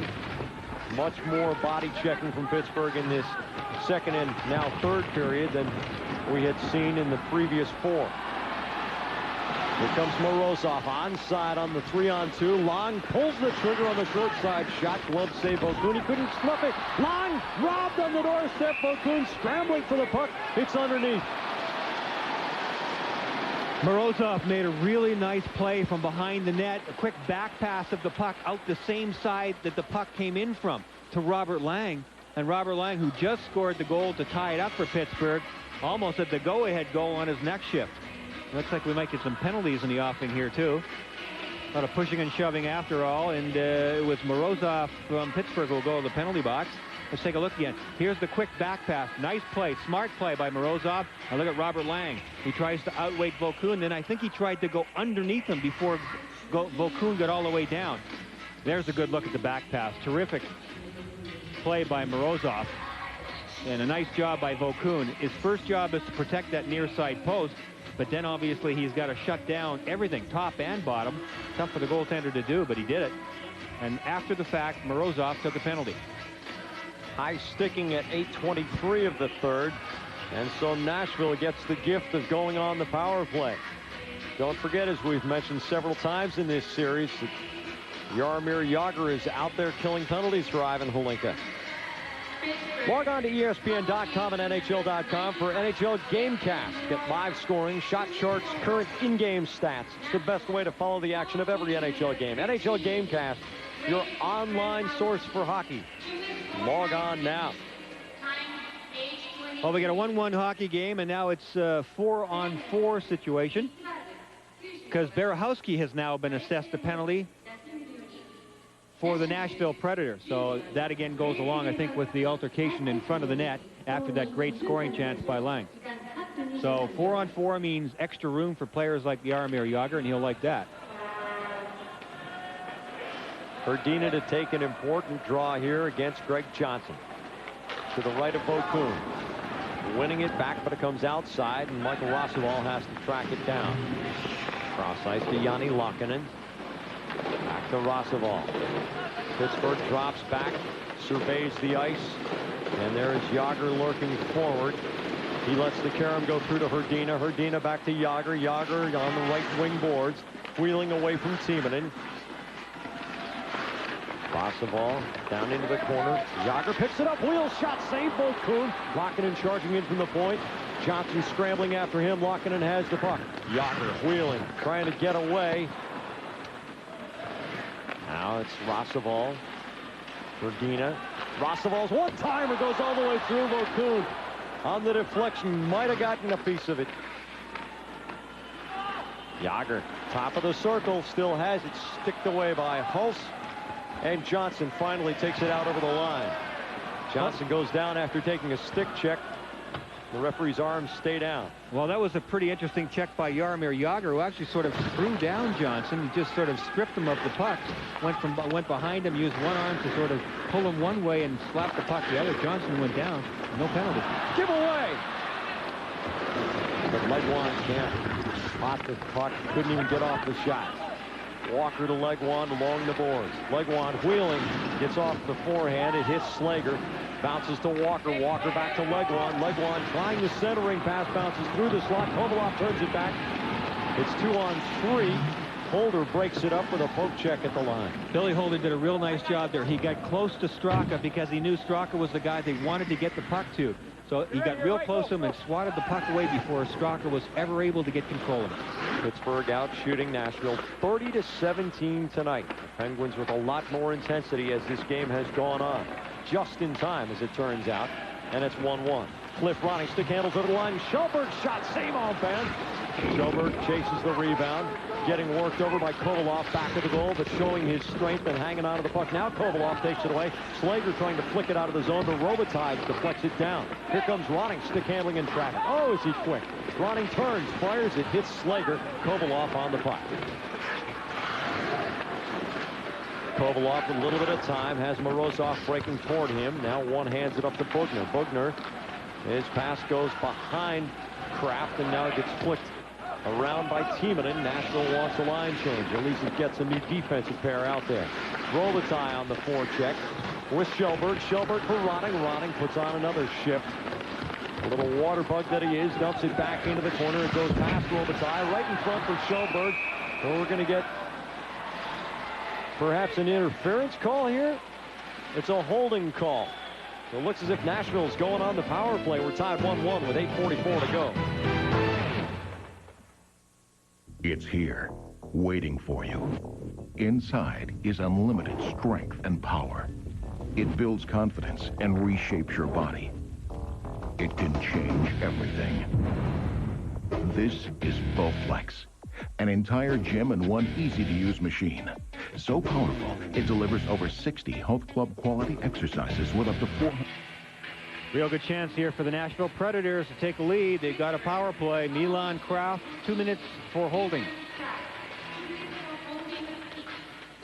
Shelberg, Valasevic, Ronning, Robitaille, and Berehowski on the power play for Nashville. Herdina to take the important draw for Pittsburgh. Herdina winning it forward, but Grahowski to Ronning. Shelburne chasing back to the goal. Grahowski keeps it in. Down the boards, Ronning. Gets it on the forehand side. Top of the circle. Shelburne trying to feed Balasevic. Laakkonen, who's played a solid game, getting in the way. Grahowski at the point. Moves it across to Robitaille. Robitaille, diagonal pass, goes through to the boards. Ronning on the carry. Ronning down low. Shelburne for Ronning. Balasevic causing havoc in front. Shelburne on the doorstep. Couldn't find the handle, and Rossaball got a stick on that. Ronning. A little bit of room, looking for a seam. Grahowski. Back to Ronning. Balasevic high in the slot now. Yager gives Balasevic a shot as Ronning closes. Ronning's garnering a lot of attention because he wants to shoot. Pittsburgh knows that they don't want to let him shoot. Robitaille to Ronning. Sliker sliding through, getting the blade out and preventing that shot from going right on Aubin. Aubin wants to keep the puck in play, but he hangs on to it a little bit too long, and we get the drop. Well, Nashville is just into their third season of existence, and they've done a nice job of putting this team together. But 7 players on their roster have been drafted 9th round or later. Actually, that includes 3 guys who are undrafted completely. I mean, that's just good homework by the scouting staff and by the management, general manager David Poyle. Klassen, Mowers, who's not in the lineup tonight, and Robitaille were never drafted out of U.S. college. And you got a lot of guys 9th round. You're talking about 9th and 10th round. 10th round I don't think even exists anymore in the draft. These guys were drafted the last few years. That's good work and scouting by this Nashville team, and part of the credit certainly goes to them for putting this club together. Kovalov hits Straka. Straka the shorthanded effort here. Yachmanov and Timonen take him out. Legwand pulls up with the puck. This is a rookie, Klassen, in only his 2nd NHL game. Getting away from Kovalov, leaving it off. Timonen. Straka intercepts. Timonen gives him trouble. Yachmanov picks it up. Stick handles around Kovalov. Now forward to Walker. Walker has Legwand going down the slot. Gets spun around and down by Bugner. Good work by Bugner. Timonen giving it a ride around into the corner. Bugner gets back. Legwand there too late. Yachmanov looking for Legwand. He jams with Bugner in the corner. Yachmanov trying to pull Straka off the puck. Pittsburgh doing a good job of keeping the puck moving and keeping the clock moving here. Centering pass, Klassen, the shot goes just wide. We're back to even strength. What a chance for Klassen. His first NHL goal could have been a winner. He had a great chance in the first game. He has a great chance again here tonight. But Yachmanov was really slick in the corner. And Pittsburgh is upset that Yachmanov never got a penalty because he dumped one of the players, I think it was Straka, and then pulled the puck from out of the corner and right onto Klassen's stick. There's Klassen, takes went off the heel of his stick a little. He did end up making a good shot. It was low to the stick side. But an excellent save there by John Sebastian Aubin, the young kid who has played some pretty good hockey here. There's Greg Klassen saying, yeah, thought I had my first one again. But J.S. Aubin stoned him again. About 6.5 to go here in regulation time. We're in a 1-all deadlock. And we're coming your way live from Tokyo, Japan, the world's largest city. Kasparaitis over the line. Melikar dumping it into the zone. This is Craig Miller. Out of the right side for Holden. Baranek intercepts, dumps it back into the zone. And an offside called at the line. Vokoun has done his job. Let's take a look at how this play starts again. There was a lot of stuff going on. That was actually the second play on Marty Straka. Straka thought that he got tripped a couple of times on this last sequence by Nashville players. The first one was by Yachmanov, and that one there was by David Legwand. Straka went off the ice very disconcerted. Still a 1-1 hockey game. Kasparaitis with Melikar on defense. This is Melikar. Cranks it around past Vokoun. Baranek against Holder on the far side. It comes loose to Robitaille to Ronning. Ronning back to Robitaille. Robitaille tries the curl and drag move. Good defense by Melikar to break up that rush. Kasparaitis takes the bounce off the back of the goal for Simicek. Ronning trying to chase it down, but here comes Baranek. Pretty rangy guy working on Miller, but he loses his footing as he goes across the line. Robitaille, backhand flip to Ronning in center zone. Taken away by Laakkonen. Holder, cross ice for Miller. Miller dumps it in. Nashville gets a change. Laakkonen dumping Peltonen. Now Kip Miller comes cross ice for Jágr. Jágr working against Straston. Jaromir Jágr. Hrdina picks it up. Hrdina trying to center it. And Hrdina goes to the backboards, holding his face. He's back on his feet. Hrdina in the weave, going top of the slot, still with it. Back to Laakkonen. Tees it up off the backboards. Jágr can't get to the puck. Peltonen dumping it out of the zone. You're seeing the talent discrepancy here as Pittsburgh's starting to look very, very smooth in the closing minutes of regulation time in a 1-1 tie. But it's still all about penetrating that middle of the ice, and Nashville's not going to give it up easily. Straston's wheeling to the right of Vukun, and now he comes out into center zone. It's 2-on-3. Straston's over the line. Nashville wants a change. He dumps in. Rossovall. Hrdina trying to work it up the left side. Pulse fires it through. It goes off the backboards. Kovalov flicks it high through the neutral zone. Timonen chases it down. About 4 minutes to go in the third period. About 13,000 studious fans here at Saitama Super Arena. Very quiet right now with the game in the balance. Yachmanov has it come off his skate. Kovalov top of the slot. Kovalov maneuvering on the backhand. Wheels, tries to stuff it in short side. Straka knocks it down in front. Can't get the shot off. Now it goes wide. Long feeding it. Straka scores! Impossible angle!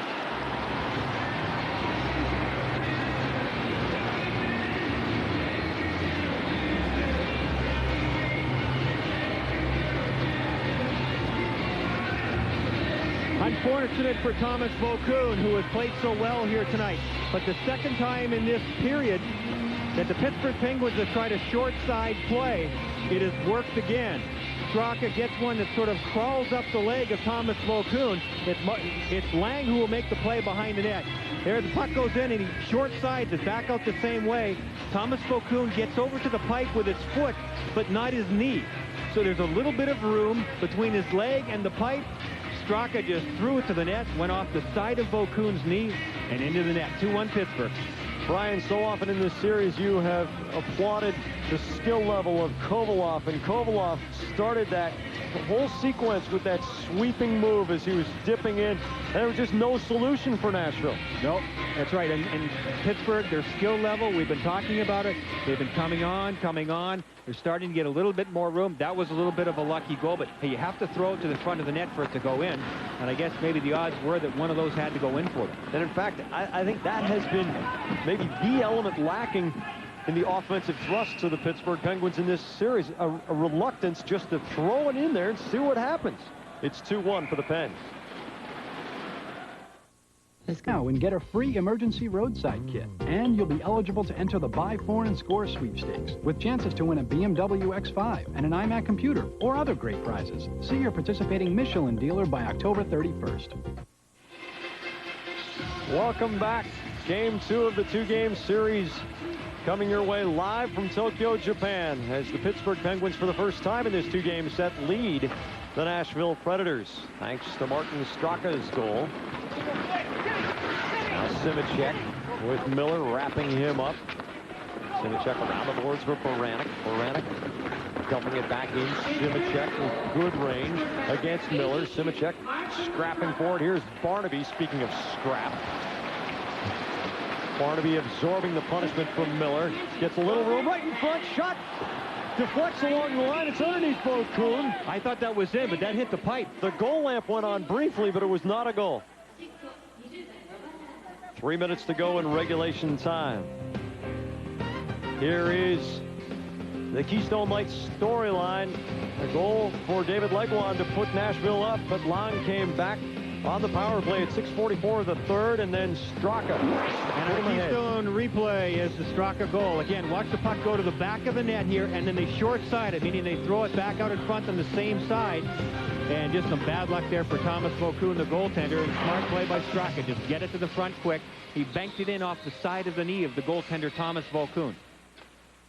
Rossival at the point, wrists it in, saved Vokoun with Jágr on the doorstep, but not before Vokoun can snuff it out. Well, we're winding down here at the end of this second game. 2-1 lead for Pittsburgh. After this, of course, they get a long ride back. Now, this is the third set of teams that have come over here, 97, Anaheim and Vancouver. Here's what happened to the four teams the next 20 games after they return. Back in 97, Anaheim and Vancouver, and then Calgary and San Jose. So you have to recover yourself. All of these are points that count. And when they go home, they have to get back on the old North American time clock as quickly as possible. Jágr hits the water bottle, which now is on the ice as his shot goes just high and wide. Laakkonen stops it back to the point, dumps it down the boards. Regina giving chase. Now Jágr back to the goal. Jágr against Skrastins. Jágr showing the strength and the skill, holding off Skrastins. They both go down. Regina scrapes it along, gives it back to Jágr with the water bottle and the puck on his stick, fires it across the crease. Laakkonen off the glass. Miller picking it up in the corner, trying to get away from Barahowski. Again, dumps it in. Here's Jágr. Jágr with Regina on the doorstep. A lot of traffic right in front of Vokoun. Jágr still holding the puck. Jágr coming out. Good job by Carlos Skrastins there. The pick is the point of entry that he wanted to get behind the net to go after Jaromir Jágr, then forced him out the way he wanted to. And I think he surprised Jágr a little bit with the quickness with which he got back there. Because once Jágr gets set up behind the net like that, the world is his oyster. And he's looking for players in front of him, his teammates, to get open so he can make that one deft pass. But I thought Carlos Skrastins did a heck of a job there of flushing him out. Well, the Nashville Predators, in part, came all the way to Japan to promote their team, to get more into the spotlight. And Barry Trotz has asked of his players to get 2% better this year than they were last year. I would say that through almost 2 full games, they are showing at least that much improvement. They have given Pittsburgh all it has wanted to handle and have made the Penguins look within to find something that they just weren't displaying in the first game and a half. You bet. Slager, his effort gets knocked down by Walker, but he's tied up at the line. Timonen picks it up. Nashville looking to send it to overtime here. Walker chasing down in the corner. Third period has been almost all Pittsburgh. Bugner gives it a whack. He comes out to Kovalov. Lofts the pass for Long, who had the first goal of the night for Pittsburgh here. In the corner, it's Timonen giving it off to Hulse. Hulse taking his time with about $1:10 to go in regulation. Timonen looking for a seam. Dumps it in wide of Aubin. He leaves it for Bugner. Bugner intercepted Legua on top of the slot. Barahowski shot, clock save Aubin. One of his better stops of the night, and it comes at the biggest time as we enter the final minute of regulation. Excellent save there by J.S. Aubin. The puck moved from side to side, and the shot was from well out, but still it was a difficult one to handle. Players are still jostling for position. Barahowski just gets it at the point and throws it at the net. Good snap on it. That might have been a little bit wide looking at it from that angle, but nonetheless, Aubin doesn't know for sure. He got that glove out there with great quickness and snuffed it out. 19 saves for Jean-Sébastien Aubin, just 23 years old. He had a holdout during training camp, but he said, hey, I got to get in there. I want to play hockey this year. Yeah, and you know what? At home, they have Garth Snow waiting in the wings. They've signed him to a tryout contract, so Aubin is very aware of that. Garth Snow is an established player. He's a free agent, played in Vancouver last year. Nobody signed him, but Pittsburgh picked him up and signed him to a contract, so he's basically getting in shape in Wilkes-Barre. And when they go back, I think Pittsburgh will probably sign Garth Snow. And they'll, I think, probably feel a little bit more secure because of Snow's background experience-wise. J.S. Aubin does not have a lot of experience. Barry Trotz has called a timeout here in the final minute of play. A reminder, ESPN's coverage of Major League Baseball's Division Series playoffs continues later today, 4 p.m. Eastern Time. The San Francisco Giants taking on the New York Mets. Game 4 of their National League playoff matchup. The Mets lead the series 2-1, and they can finish it off. That's later today on ESPN. Coverage begins at 3:30 p.m. Eastern with baseball tonight. And how about that Barry Melrose doing those baseball highlights? Wow, he was outstanding. Way to go, Barry. He loves baseball. He does.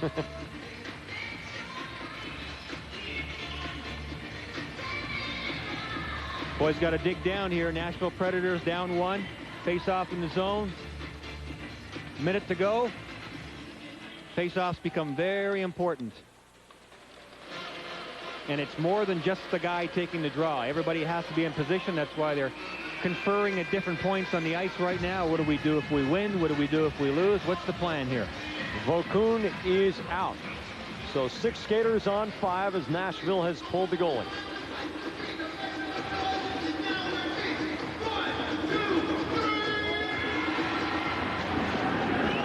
Zinicek wins the draw. Battle in the corner. Johnson and Kjellberg over there trying to kick it free. Comes back to Robitaille. Robitaille on edge. The drive goes wide. Chance for the puck to knuckle wildly as he struck it while it was right up on edge. Here's the open goal for Larkin into Herdina. Good night.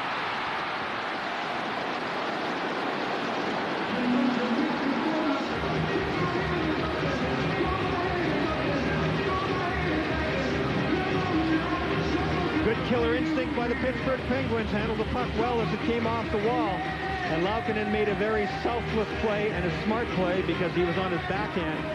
And he ultimately gave it to Herdina.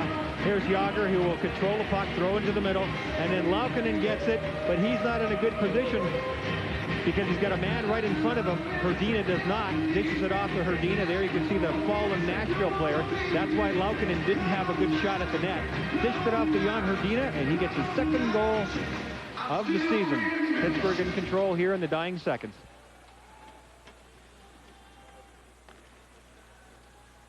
In the final seconds now, Pittsburgh with a solid 25-minute effort tonight after 35 minutes of not so good. Will come out of this series 1-1, which is the way the season series went last year against the Nashville Preds.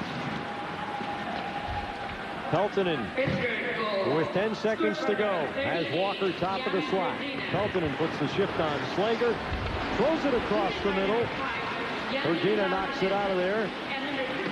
Peltonen digging, and the game ends.